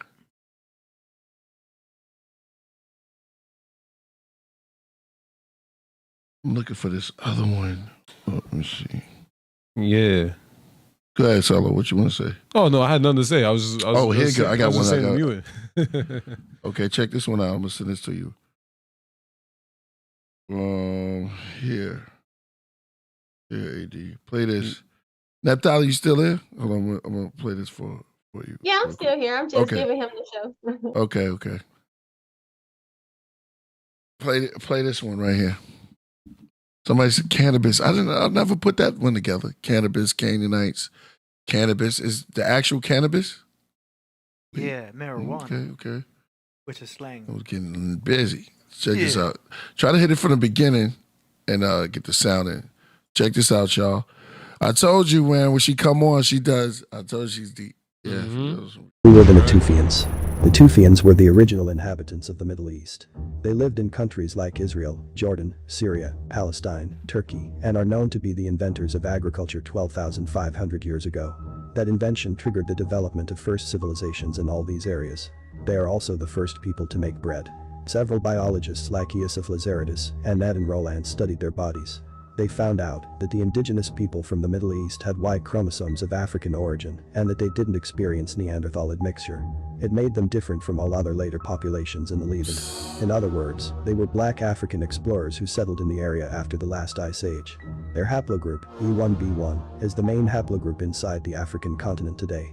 In its original form, it's almost exclusively found among black African populations from countries such as Ghana, Ethiopia, Burkina Faso, Senegal, South Africa, Gambia, Cameroon, Tanzania, and even among some African Americans. So, we can say that Africans invented agriculture. Who were the Natufians? Wow.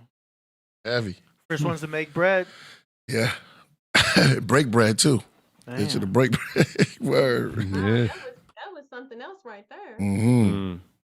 Yeah. What do you feel about that? It's kind of heavy, right? Yeah. It was happening over there. I didn't know I was muted. Yeah, that definitely was. That was really heavy, and I would like to see it again because I want to make sure I got Play it. it double. Play it again. One Let's more play it again. Natufians were the original inhabitants of the Middle East. They lived in countries like Israel, Jordan, Syria, Palestine, Turkey, and are known to be the inventors of agriculture 12,500 years ago. That invention triggered the development of first civilizations in all these areas. They are also the first people to make bread. Several biologists like Yusuf Lazaridis and Adin Roland studied their bodies. They found out that the indigenous people from the Middle East had Y chromosomes of African origin and that they didn't experience Neanderthal admixture. It made them different from all other later populations in the Levant. In other words, they were black African explorers who settled in the area after the last ice age. Their haplogroup, E1b1, is the main haplogroup inside the African continent today. In its original form, it's almost exclusively found among black African populations from countries such as Ghana, Ethiopia, Burkina Faso, Senegal, South Africa, Gambia, Cameroon, Tanzania, and even among some African Americans. So, we can say that Africans invented agriculture. Who were the Natufians? The Natufians. So, are they saying that life created within Africa, or what are they trying to understand what their direction is with that video? I know.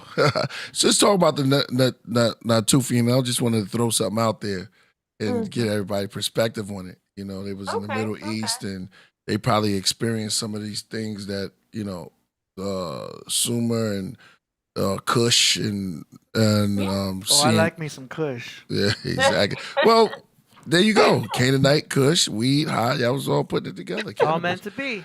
You know. Hey, you know, it when you start to research, everything starts to link up. You start to see everything starts to connect with each other.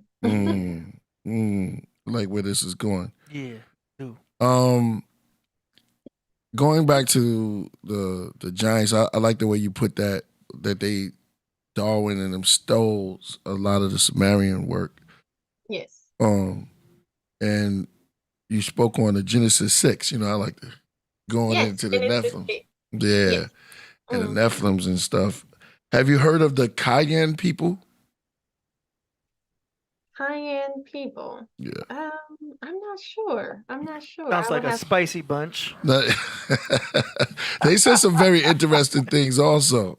Yeah, they said some, they Could you? I'm gonna send you them, AD. I want you to pull them up too, because they said some very interesting stuff. But while I do that, let's shout out to my man Eric with Gabar in the building. And How y'all doing? peace. Hey. Have you heard the Sister Bill? Yeah, I was checking it out for a whole hour. Yeah, that girl was on, man. She shows a lot of historical stuff. Yeah. yeah. And yeah. But the religion, I stay away from that stuff. Yeah. Right. I'm spiritual. I'm very spiritual. And I definitely have a more spiritual approach towards the Bible. But I'm also into the Native Americans that were here for more than 10,000 years. And I noticed that they avoid that more than any type of history. They don't want to talk about that at all. Wow. And I'm 100% behind the Native Americans, bro. Wow. They have history that's not even discussed. Wow. They can go back 10,000 years. And, no one wants to talk to them about what they know. And most recently, they got a lot of credibility for the book called The Terror Papers. You heard of The Terror Papers? Yeah. Now, The Terror Papers is dealing with where actually the guy got the movies Star Wars from. George Lucas? That was by the Native Americans. Yeah, George Lucas. Thank you, AD. George Lucas was the one that went to them and got the book, The Terror Papers, and he was able to take his genius, creative talent, and make a movie out of that. A trilogy, as a matter of fact. Star Wars, Empire Strikes Back, Return of the Jedi. Y'all know all about that. Yeah. And that came from the Native Americans. The people on this planet, all the people on this planet are from various parts of the galaxy, and they came to settle here, as well as other planets in the solar system and in the galaxy. And also, the Native Americans were dealing with a lot of understanding of parallel dimensions. People don't just come from outer space. They can slip from one dimension into another dimension, and that's not even dealing with space travel. Feel me? Wow. So, it gets it gets very heavy. Yeah. All due respect. Yeah, all due respect.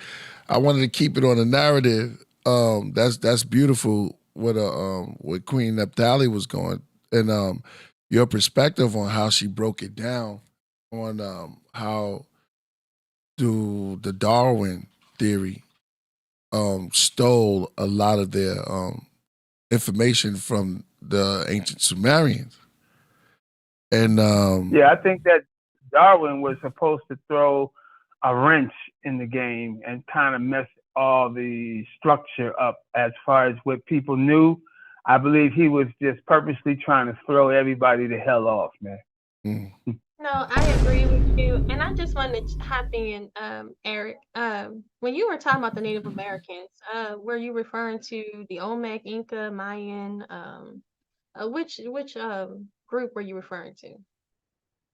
Well, primarily the Native Americans that actually was more into Mexico.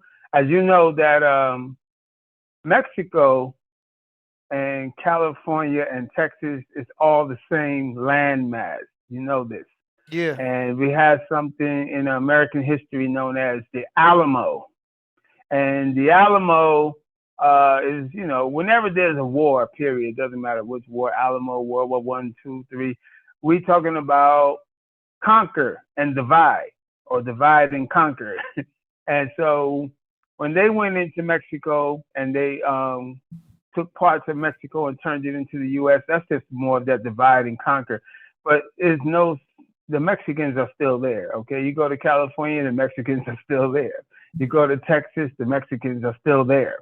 And those Indians is more of what I'm talking about. Those Native American Indians from Mexico all the way streaming over into the U.S., known as America. Those Native Americans, you know, with the teepee and the feather, not the Indonesians. I'm not talking about them. Who actually was what the Native Americans were named after. They were named after the people of India. But it's not so strange though, because I have my own understanding of that, because I did a little research on my own. And I don't think that, you know, people say Christopher Columbus discovered America. Okay, yeah, that doesn't make any sense. It was already here. He didn't need to discover it. But as far as him calling it India, they used to say that, and they're probably still saying it, that he was trying to confuse people by telling us that this was India. But no, I don't think that's what it was. There's some history that shows that the Indonesian people from India were actually over here too, sharing the land. And that could have been what made people think that that was India too, if you're that bad of a sailor, if you're that bad of a traveler that you can't tell north, south, east, and west from each other, you know.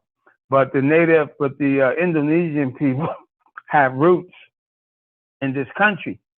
And the proof of that is, if you look into it geographically and for architecture, you will find that a lot of their stuff is here in this country. A lot of statues and buildings and things were left behind from the people of India. They were actually over here.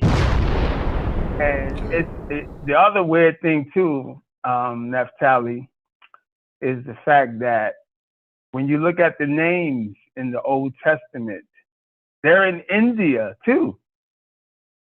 Abraham is known as Brahmin, you know, and there's some other names in there too that actually go into India as well, like Mary and all those names in the Old Testament.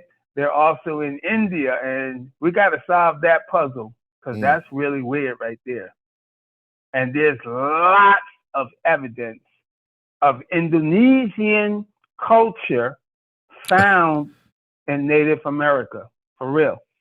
That's crazy, because Sister Asia just hit me. She says she's an Indonesian-born island from Java, 1957. Shout out to her. Right.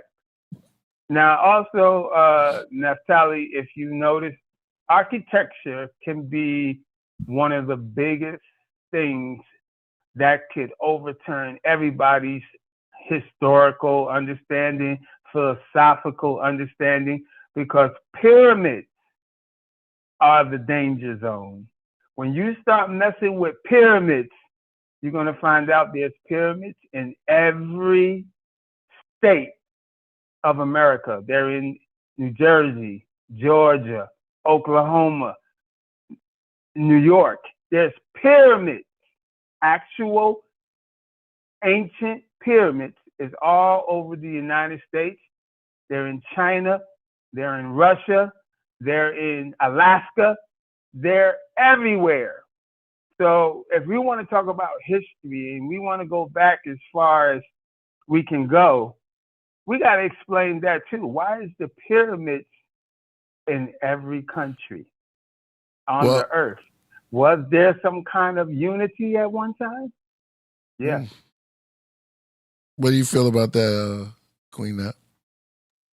Yeah, you know, he's been saying a lot of things, and I just wanted to let me back off of what he had said on the ziggurats that were found, also the mounds. That, you know, ancient word right there, ziggurats and mounds. So the mounds. It's even older. I'm in St. Louis, so I live actually near the Cahokia Mounds. There are also mounds found all throughout the Americas, like he was saying, as well as the ziggurats that are found all through the United States, primarily within, like he said, Mexico. We know that the Mayans and the Aztecs actually were found in Mexico. well, you know, they were located in Mexico. And then when he talked about, you know, Christopher Columbus and all of that, well, they actually have a story about the Aztecs actually have Quetzalcoatl, which is their deity. They actually the airport is actually still called Quetzalcoatl Airport. And they actually have a story where they were actually said to be visited by a man with long hair that was like corn silk. And so a lot of people say that that actually probably correlates to Odin. And say that, you know, everybody says that the Vikings actually traveled to the Americas. So, and the Vikings actually That's right. Odin.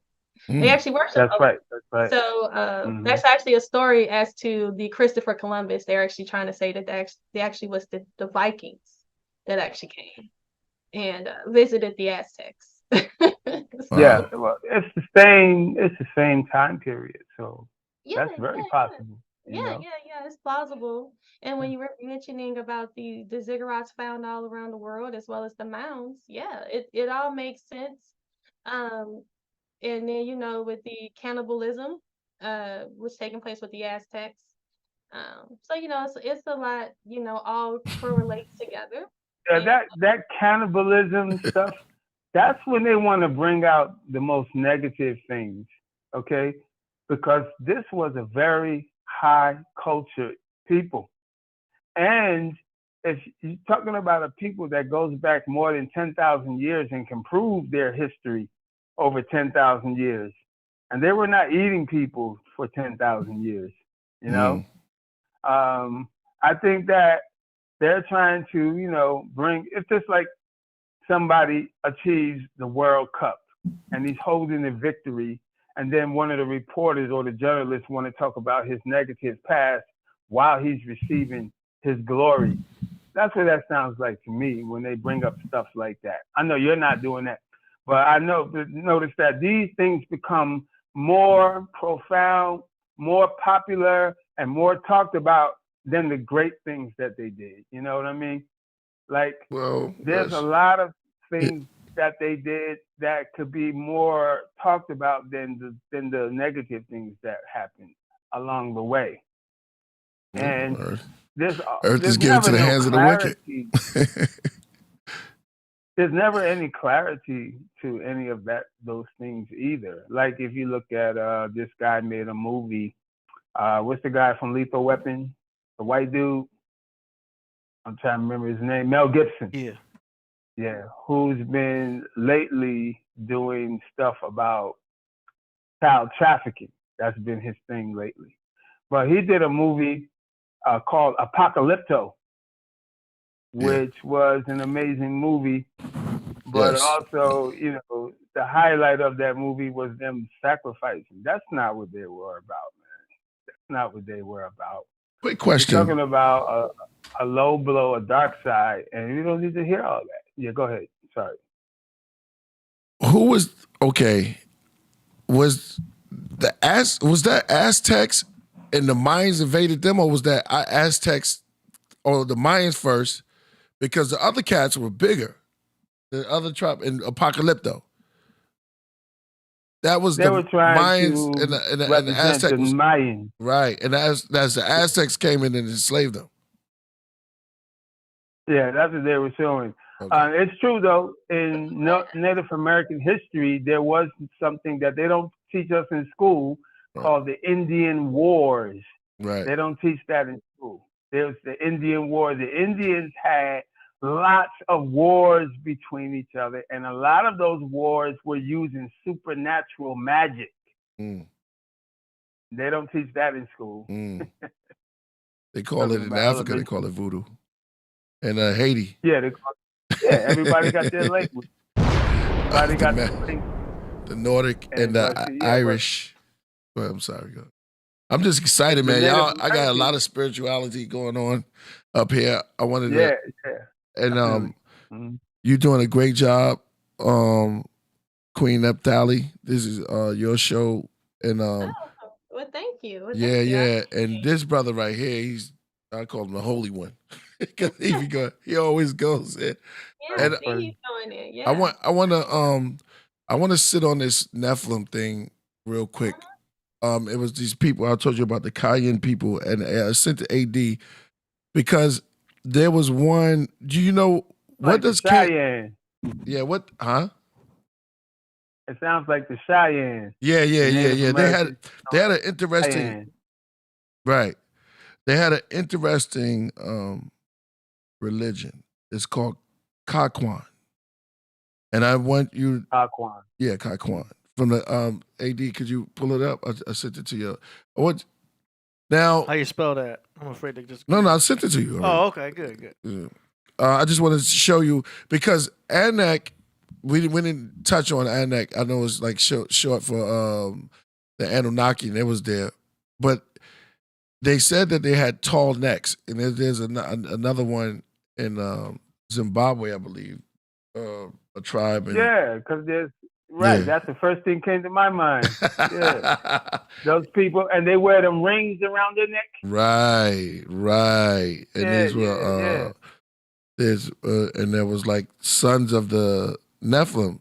But now go right there. I want y'all to check this out for the viewing audience also, because I want to hear y'all perspective on it. Go to the actual internet. Google? On the Cayenne people religion called Kaikwan. And it's spelled like this, K-A-K-A-K-H-W-A-N. But you can just put it in there. Look what they say. Just put Cayenne people. K-A-Y-A-N. K-A-Y-A-N. People. Religion. Yeah, right there. See Kakwan? You want to read that? Yeah, read that real quick. This is what these people believe in. Y'all can take it from there. That's what they said. Good. Cayenne's traditional religion called Kankwan and has been practiced since the people migrated from Mongolia during the Bronze Age. It's included the belief that the Cayenne people are the result of a union between a female dragon and a male human/angel hybrid. Oh. So therefore, they're saying that they came from an angelic Nephilim, just like in the scriptures. I don't know about the dragon part, but this is what they teach. I see. That's what they're teaching. Okay, yeah. Don't dragons come from the constellation Draco? Yeah, I can have it. I'm listening. I want to hear this. This is good. I'm bringing my popcorn. I heard that, AD. I heard about that, but how do you prove something like that? Yeah, that's true. For real. Yeah. But yeah, they didn't mean what you just said. No, they actually said that they came from an angelical. This is what they teach. It's like the Dogon, right? Yeah. They said they came from Yeah, Syria. the Dogon. Right. What do you feel first? Let's go back to Queen Naphtali. Let her build because it's her show. What do you feel about? Yeah. When you had mentioned the Anak, the sons of Anak, which is you say the Anak, what the Bible classifies the Anakim, as well as what you said with the Anunnaki. We see a lot of them are talking about coming down and mixing and creating Nephilim offspring, and all these is just proof. You know what I'm saying? These different tribes, and they said that with those the Cayenne people with the long necks, they're actually saying that they could be imitating a group of people that could have came down with these long necks, and we know that those could have been some form of Nephilim or some form of fallen angel deity. Yeah, well, people always try to imitate what impresses them.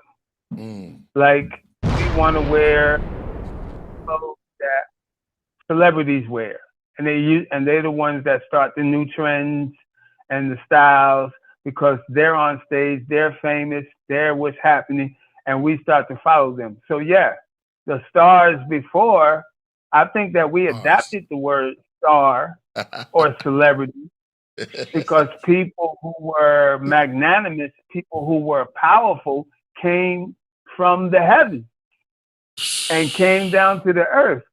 So we adapted the term star because we wanted so bad to come that way. You know what I'm saying? Wow. We came that way, but we don't remember that. You see what I'm saying? Like it's known amongst people on this planet that everyone on this planet came from a different planet. It's a known fact, but until the media says it's true, we're going to act like, could that be true? But it only makes sense because the earth does not birth people. No one is shooting up through the ground, unless you want to talk about the people called the trees. You know, even in Genesis, it says the trees are people, right? And if you listen to people who are more spiritual, they will tell you that a tree is just as intelligent as a human. In fact, in some cases, more intelligent, but they don't talk. You see what I'm saying? Trees don't talk. But not to get off the subject, but the thing that I'm saying is that, because I know he likes to call me doors and windows. But what I'm saying is that if you understand that no one comes out of the earth, you don't plant a seed in the earth and grow a human. It doesn't work that way.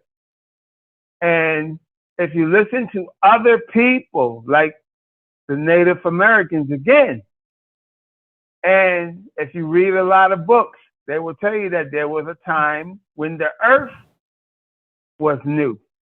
The earth itself was new.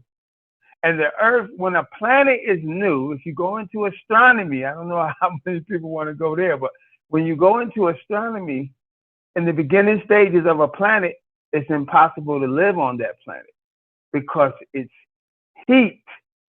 It has to go through a cooling effect.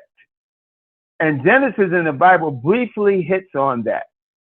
But if you go into the other books that the sister was mentioning earlier, like the Atra Hasis and the Emerald Tablets of Thoth and so on and so forth, or she was talking about the ancient books with the ancient writing in it and stuff that they're dealing with the hieroglyphics. They go into that and tell you about when a newborn planet is in the heavens, how it goes to, or a cooling effect, and it's not ready to sustain life. No animals, no plants, no people can live on that planet until it reaches the level where now it can grow plants and sustain life and hold water. That's what happens later on. You see what I'm saying? And so then where does the people come from? Well, you got people who live, let me tell you how most of this starts. You got people who live on certain planets in the galaxy, in the universe, and they reach a level where they become technologically better, however they get there. And then they begin to leave their planet and travel into space and look for a place to live on other planets. Now, there's a lot of reasons why this happened. There was one particular story where the people on one planet, they have become very advanced in their technological discoveries, and their scientists and their people got together and they found out through their ability to measure weather and also natural things happening on the planet, like earthquakes and things like that. They found out that their planet was about to go through a change and it would kill all life on the planet. So they had to look for another planet to live on. So what they do is they take scout ships and they go into outer space and they start looking amongst the solar systems and the other parts of the galaxy. And when they find a place that's suitable for life, where their people can survive, they would then come back, report, and then everybody starts jumping in spaceships and leaving that planet and going into outer space to join up with other planetary systems. Now, another thing that it's been recorded in the Bible, that we did the same thing.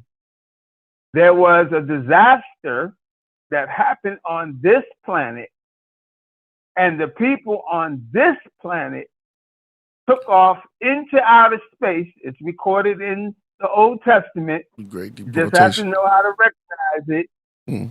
They got on the ships and left this planet. And the Bible says, whithersoever thou goest, wherever thou goest amongst the planet, I will call you and bring you back to me. Then it says, even if thou go amongst the stars. And you tell me what the hell that means. So if you don't know that we were technologically advanced, everybody's bringing out proof of this right now. We're in a time where knowledge is being revealed. The Bible says knowledge shall go, people shall go to and fro about the earth, and knowledge shall increase. And that's exactly where we're at today. We're in a level of knowledge that's crazy. I mean, we could have never imagined technologically what we would be doing right now. Like, when do you take your phone out of the house and start traveling with it? That's a mobile phone, you know what I'm saying? That's just one. And then the other advances that's happening on this planet technologically. Well, the Bible says, if you go to the book of Ecclesiastes, the first chapter, it says nothing is new under the sun. So why are we always thinking that they couldn't have done what we're doing? What goes around comes around. And Solomon gave many examples of that. He said that the streams go into the ocean, then the water leaves the ocean and goes back to the stream. He said the wind goeth hither and thither and goeth around the earth and comes back to the place where it originally started from. He's trying to break this down. Did you get it? Everything starts somewhere, comes back, and starts again. And he said, even you people are not new under the sun. He said, but the former things are not remembered. You see, that's an important scripture if you want to follow the Bible. That's a very important scripture because it's telling you that cars, trains, and spaceships and space travel is a thing that's being repeated. Don't never listen to somebody say, oh, this is the first time. No, it was already of old time, which was before you. He made that explicitly clear. A kindergartner could understand that scripture. You see what I'm saying? A kindergartner could understand that. Thank you, man. Thank you. That's Bill. No. Hey, Sister Sally. Yeah. Yeah. Queen Naphtali. You came here, you did your thing, and you really put it down. Thank you. I had a great time. You know, I gotta come back. That was just part 2 because I got a bit. Oh, just 1 second. Oh, I'm sorry. That was just part 1. I got to get back with part 2, guys. And when I get back in part 2, we're going to actually go more deeper into what we see as far as the worship of these deities. And also, like you said, with the Dogon tribe and this Cayenne tribe, there's many different tribes out there. What Eric was talking about with the Aztecs, the Mayans, with the ziggurats and why they were building these. There's many different stories within their history that they bring out, which is very interesting, which actually goes and correlates. Like you said, there's many flood stories all around. Flooding the airwaves. Yeah, they have. We're about to flood the internet. Yeah, there's tons of flood stories. So all of them, like I said, a lot of this stuff they want to say is coincidences. It's not. I saw somebody in the chat that mentioned the Phoenicians, and you are correct. The Phoenicians did travel to America. That is correct, and we can get into the Phoenicians as well. Or the Phoenicians also Canaanites. They're actually the same, and the Canaanites are actually a very fun topic because they're the ones that actually were doing the worship of these deities. So. You can have some fun. So I got to come back to part 2, please. All right. Yo, ladies and gentlemen, I want to thank Queen Naphtali, Goddess Naphtali, for coming through and blessing us. And continue your research. Is well received, and you're inspiring Oh, thank a you. bunch of women and men as well. But I say women first because they need something to look to give them more strength now in these days, instead of saying Wes Brown and what I mean, and their body, they just doing all type of songs now that's just crazy off the going Tell me about completely left. it. Mm. For real. And that's giving somebody, some type of I saw a girl try to cut this girl's throat the other for real.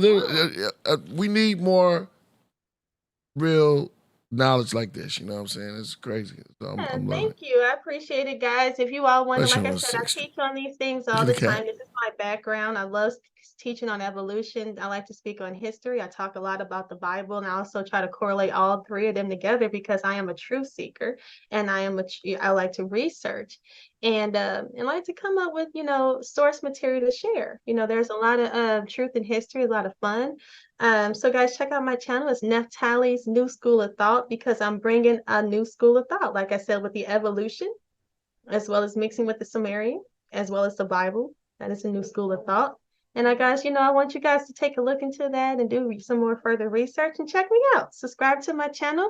And thank you, Priest, for having me on. Hey. I would love to come back and bring part two. You will. Say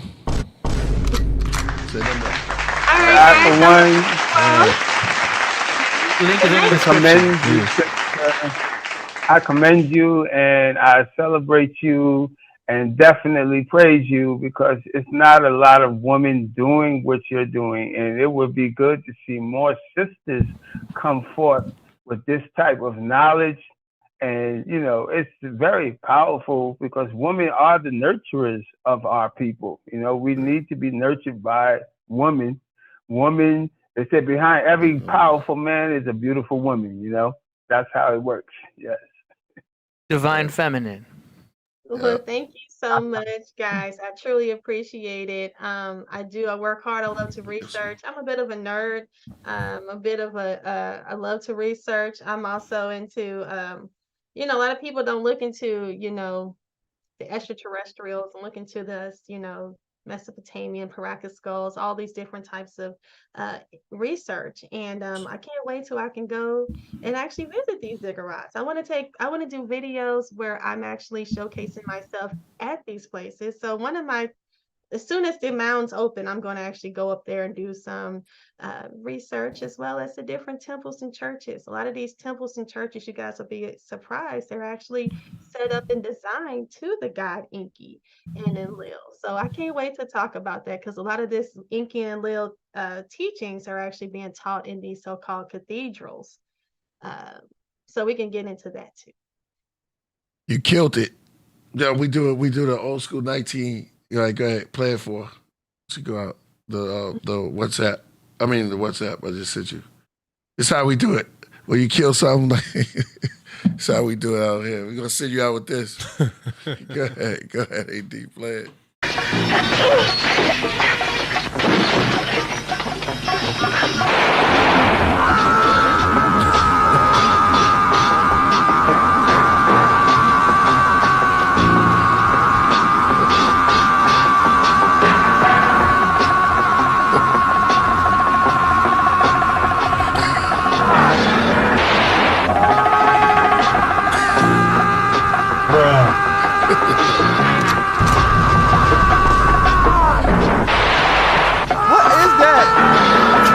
You killed it. What'd you say? You killed it 1,000 times dead. Wow. We can't hear you, but salute to you. All right, guys, have a good night, and thank you all, and see you guys next time. All right, see you next time. Right. Hold on. Hold on again, man. Hold on. Come on. Yo, this is, he died like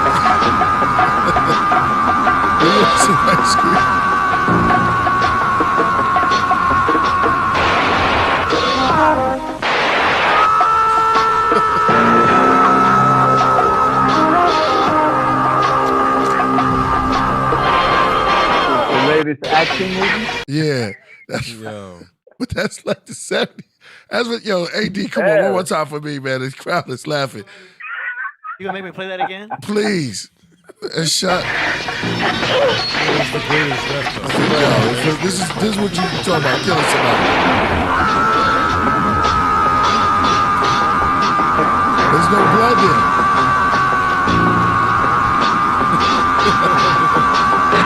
Look at that little babe. We need to keep this one our theme, man.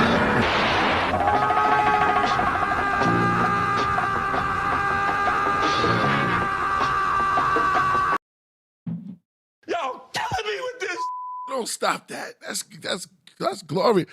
That's a beat. That's like a C. That's why I said boom. That's like a C movie. That's from the 70s. But I thought that we should use that every time somebody kill it. Yeah, every time somebody kill it. You can't get killed no worse than that. You know what I'm saying? That scream.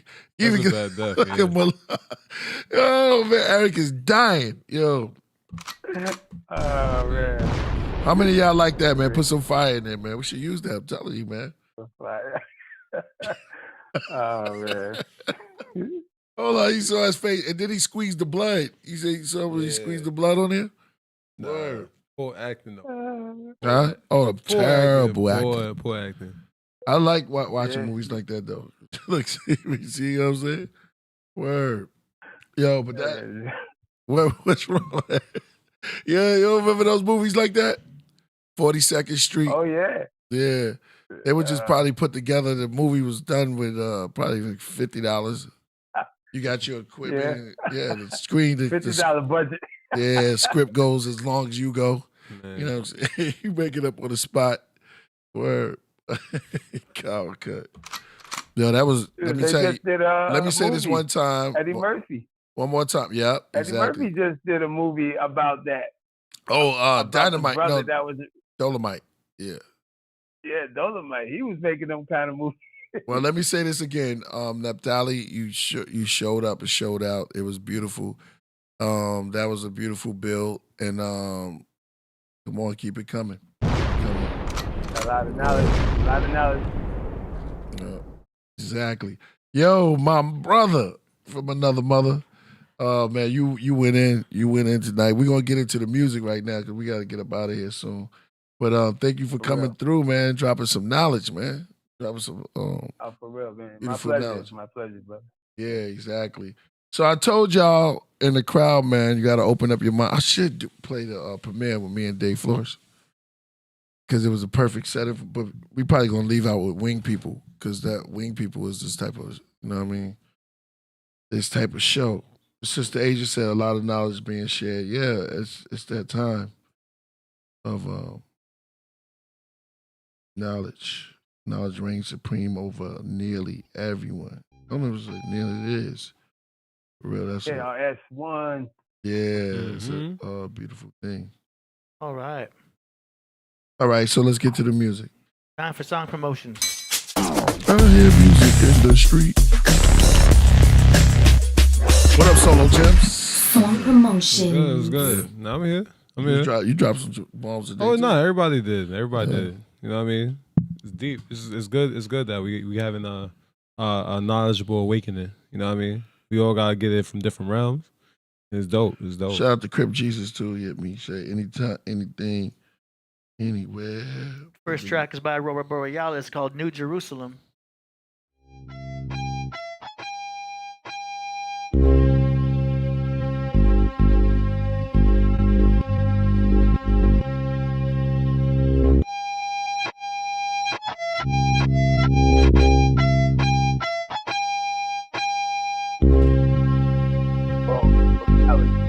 Yo, classified information.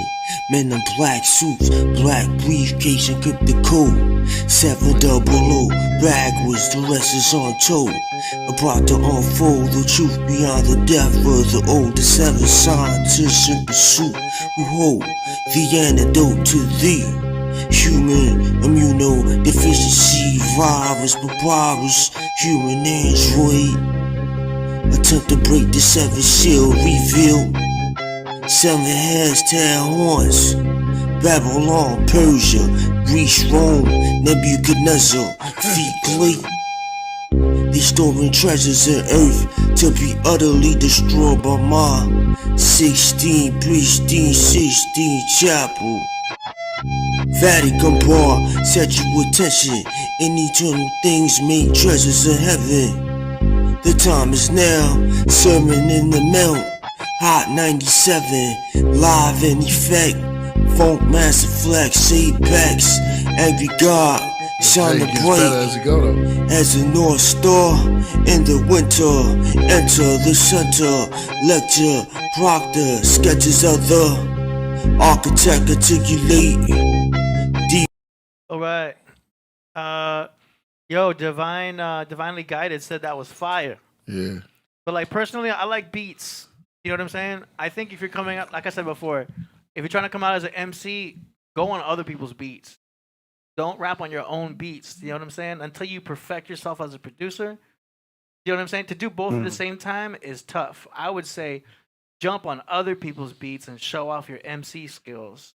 While you're doing that, you could work on beats, you know, behind the scenes until you got a fire beat that's undeniable. That's what I would do, because if your beat skills aren't that hot, it can squash down some of what your MC skills are trying to show off. Do you know what I mean? So I would take your exact verse, put that on someone else's beat. You can go on BeatStars. You know how to get beats. There's free beats everywhere. Jump on someone else's beats and showcase yourself as an MC first. Because that's two different hats, to be an MC and a producer. And a lot of rappers that do production, they don't even want to rap on their own beats. You know what I'm saying? So I would give that a shot. Because, I mean, it needs drums. That's just my opinion. I think that beats need drums, you know? What you think? Okay. Somebody doing a mix? Yeah, mixtape. Mm-hmm. Yeah. That was unique, though. It was really nice. I like that. Aurora Borealis definitely came off. Yeah. All right. Shout out to Aurora Borealis in the Holy City, New York. I definitely hear what you're saying. I mean, I think it's fine. I do agree with the drums. It need the drum. But I like it though. I definitely do like it. It's just I would love to hear it with drums. That's all I would say. That's all I would say. I think it's fine if he's rapping over his own beats. I think that's fine. But yeah, I would like to hear it like with drums though. Just one time. That's all. It spiked the curiosity. When he was going in, I was like, it's just spiking my curiosity. How it would sound with drums. So rhythm of the drum that makes you come. Come on, everybody, let's all get some. All right. Yeah. Yeah. And that was our first time doing that outro like that. I just want to make this clear. I just text Naphtali because I didn't want that to look weird. Because I thought it was funny, but I didn't want it to come off kind of like, you know what I mean? Because I just texted the same thing. It was supposed to be funny because it was funny to me, but I was no way making fun of.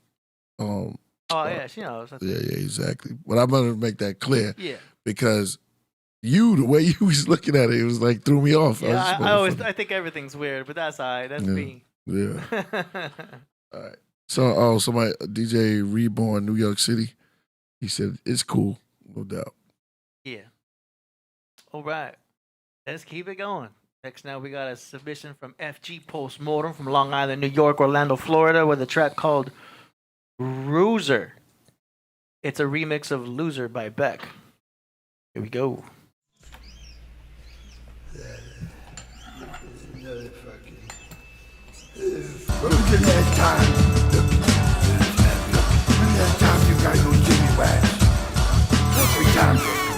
In the times of chimpanzees, there was a wookie. Sasquatch said a monster who eats coochie. No Fred Durst, buddy, do it for the nookie. Dump on McGunt nuggets, orange like Snooki. Rookies get vexed and so do Vets G. Skating on thin ice, Little Wayne Gretzky's. Gladiator rappers, hipster pet peeves. They all thought he was a loser, getting wet like jet skis. On that BECK steez, another word for swag.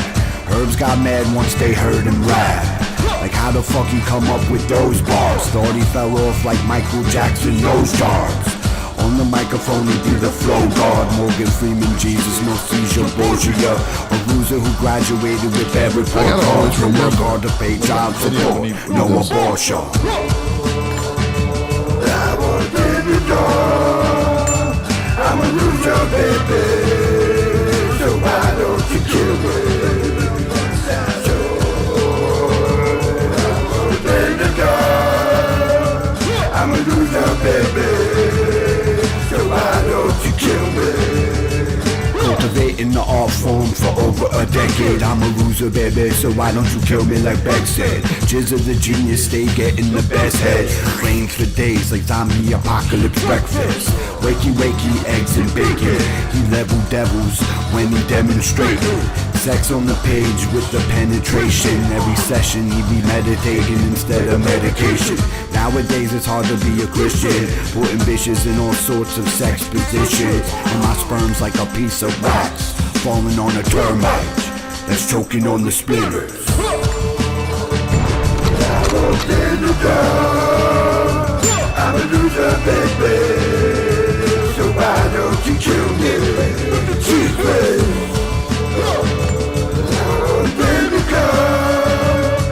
I'm a loser, baby. So why don't you kill me? Okay, so for marketing purposes, that works. I think that's good to get your name out there. It creates attention. Where attention goes, energy flows. So that's cool. You're hopping on like a remix of BECK. You know what I mean? It's like doing a mixtape. You're hopping on someone else's beat. That's kind of like what I was telling Aurora to do. So I think that's good for marketing. You know, like promotional purposes and everything. You won't obviously be able to publish that, but that's fine. When you're really starting out, you're just trying to create an audience. So I like where you're going. I think the mix needed some work, but other than that, I think it's a good idea. What y'all think? It was fun. That was definitely dope. That was fun. You know what I mean? Can't say much more. Shout out to SG Post 1. That was dope. Liked it a lot. Yeah. Those graphics was amazing. Yeah. It was dope. That's all I'm gonna say. It was dope. The graphics, the video, the whole song. Word. All right. It's fun. Yeah, FG be doing his thing. It's really creative. Mm-hmm. Aurora was dope too, though. You know, it was different. So I didn't get to comment on Aurora. Aurora Borealis. All right, next up we got a submission from Cap Jones. Oh, it's gonna be a trick. Cap Treat. Jones got a track here, produced by it's Yage Beats, but I heard I've been pronouncing that wrong. It's Yage Beats. I forgot how the pronunciation is, but there's another way of pronouncing that. Song like Jake Beats. Yeah. Jake's Beats? Because they told me. Does the Y sound like a J? I think it's the G that's pronounced differently, but for now I'm gonna call it Yage Beats. Maybe it's Yage. Yage Beats. Song title is Daily Affirmation. Here we go.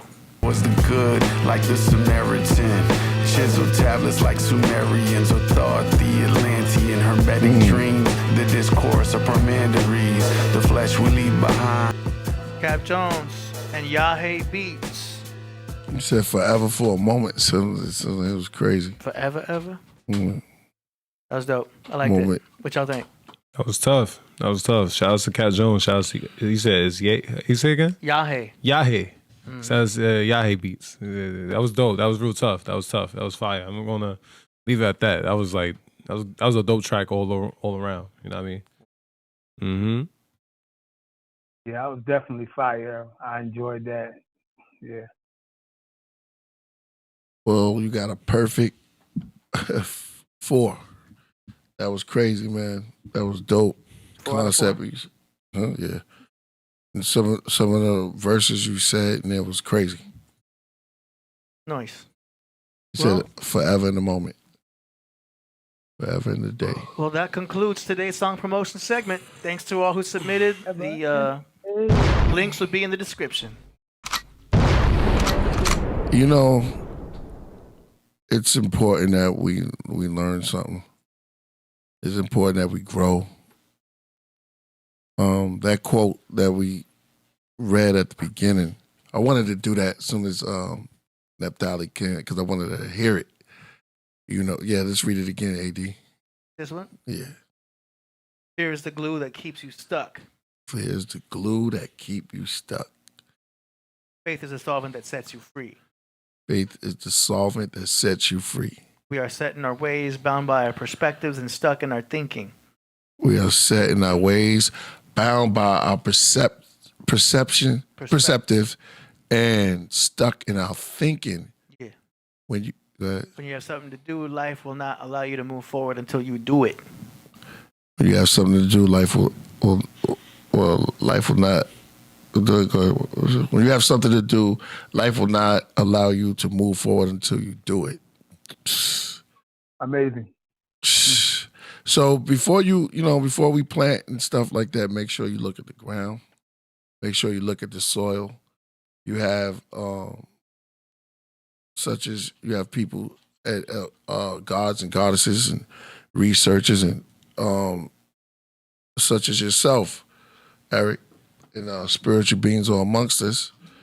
Let us embrace them for the time that they're here and grow. And the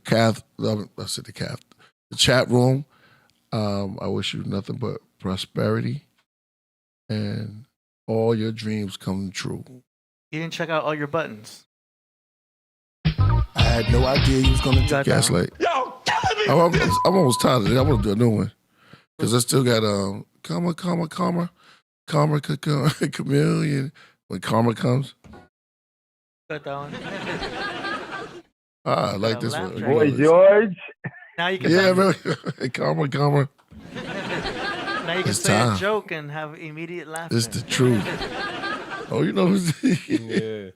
Come on, fam. Oh yeah. Not a game now. Just playing around is not going to do it. It's gonna come in pretty handy. So that was a poem, AD?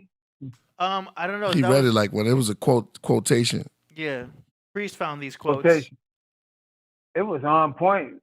Well, that was on point. Everything it said in that paragraph was on point, man.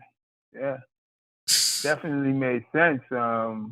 Especially the last part. Mm-hmm. You got to do what you're here to do. I'm paraphrasing. You got to do what you're here to do or you won't be able to go forward. That's crazy right there. Yeah. That's knowing your purpose. Mm-hmm. Yeah. I believe Killah Priest definitely found out what he was supposed to be doing. Man, thank you, my brother. I'm still searching. The thing is, I never tried to say that I peak. You remember when you said that? Mm-hmm. Because it'll keep me going. It'll keep me. Even boxers look for motivation. To get back up in there. They create. Floyd Mayweather. Floyd Mayweather. You need some. He's watching 24/7. Who could? What is there to do now? Knowledge is the ultimate. I like what you said about the stars and how those that set their nest amongst the stars. Yeah, and that was a beautiful thing. Obadiah. And for real though, because you made a point there about life. The meaning of life, Killah, right, is awareness. You can never stop being more aware. You may know something today, but tomorrow you're going to know more.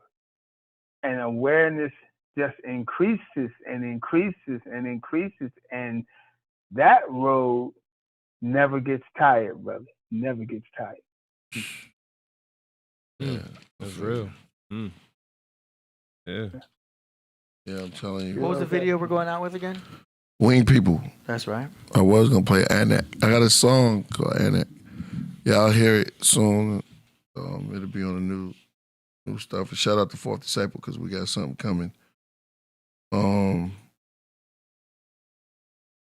I wanted to say something, but that's it. We out of here, man. We see y'all. Where's my? Oh, there. Let's get out of here. Look, Emerald City Speak it, brother. Speak it. Doom, doom, doom.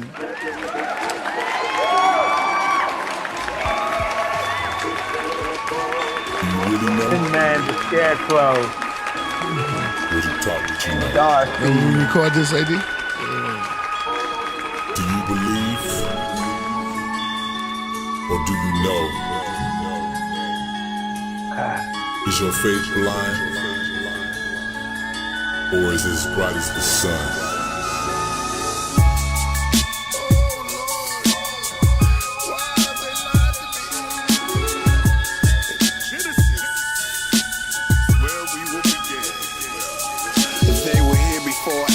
Descendants of Anu took on mortal fashion, built themselves statues in the image of themselves to worship themselves, built towers to themselves to remind them when they fell. They came from a station in space, an angelical race, giant in stature, helmet and cape that they wore. Visited this planet to explore, long journey from their own cause their race had war. It's said they called their planet the Bureau and that they were fallen heroes. They saw gold, saw trees and life more liberal. Astronauts with afro and locks, jet beaming to a ziggurat. They crashed on rocks. 1.21 gigawatts, some passed over crops. In the tablet legends, they said they opened the floodgates of heaven, describing their monstrous brethren, chopping up their grandparents in the 7 pieces. Now they looking for a region, they travel eastern, found the garden called Eden. They saw a being, forced the vow before Baal, or BXL with the tribe of reptiles. Now call the Rothschilds the X-Files. Life begins breathing hydrogen inside of high winds. Milky Way violin, heard by the wise men, observed in Orion. The windows with no end, the black glass in the sea that extend. Within that sea exist carbohydrates. These gods were hybrids. They went back and forth till they mixed the star bread in the foods of thought with proteins. Protons and atoms produced the whole gene. From infinity to density to matter, to atom to cell to organisms to matter.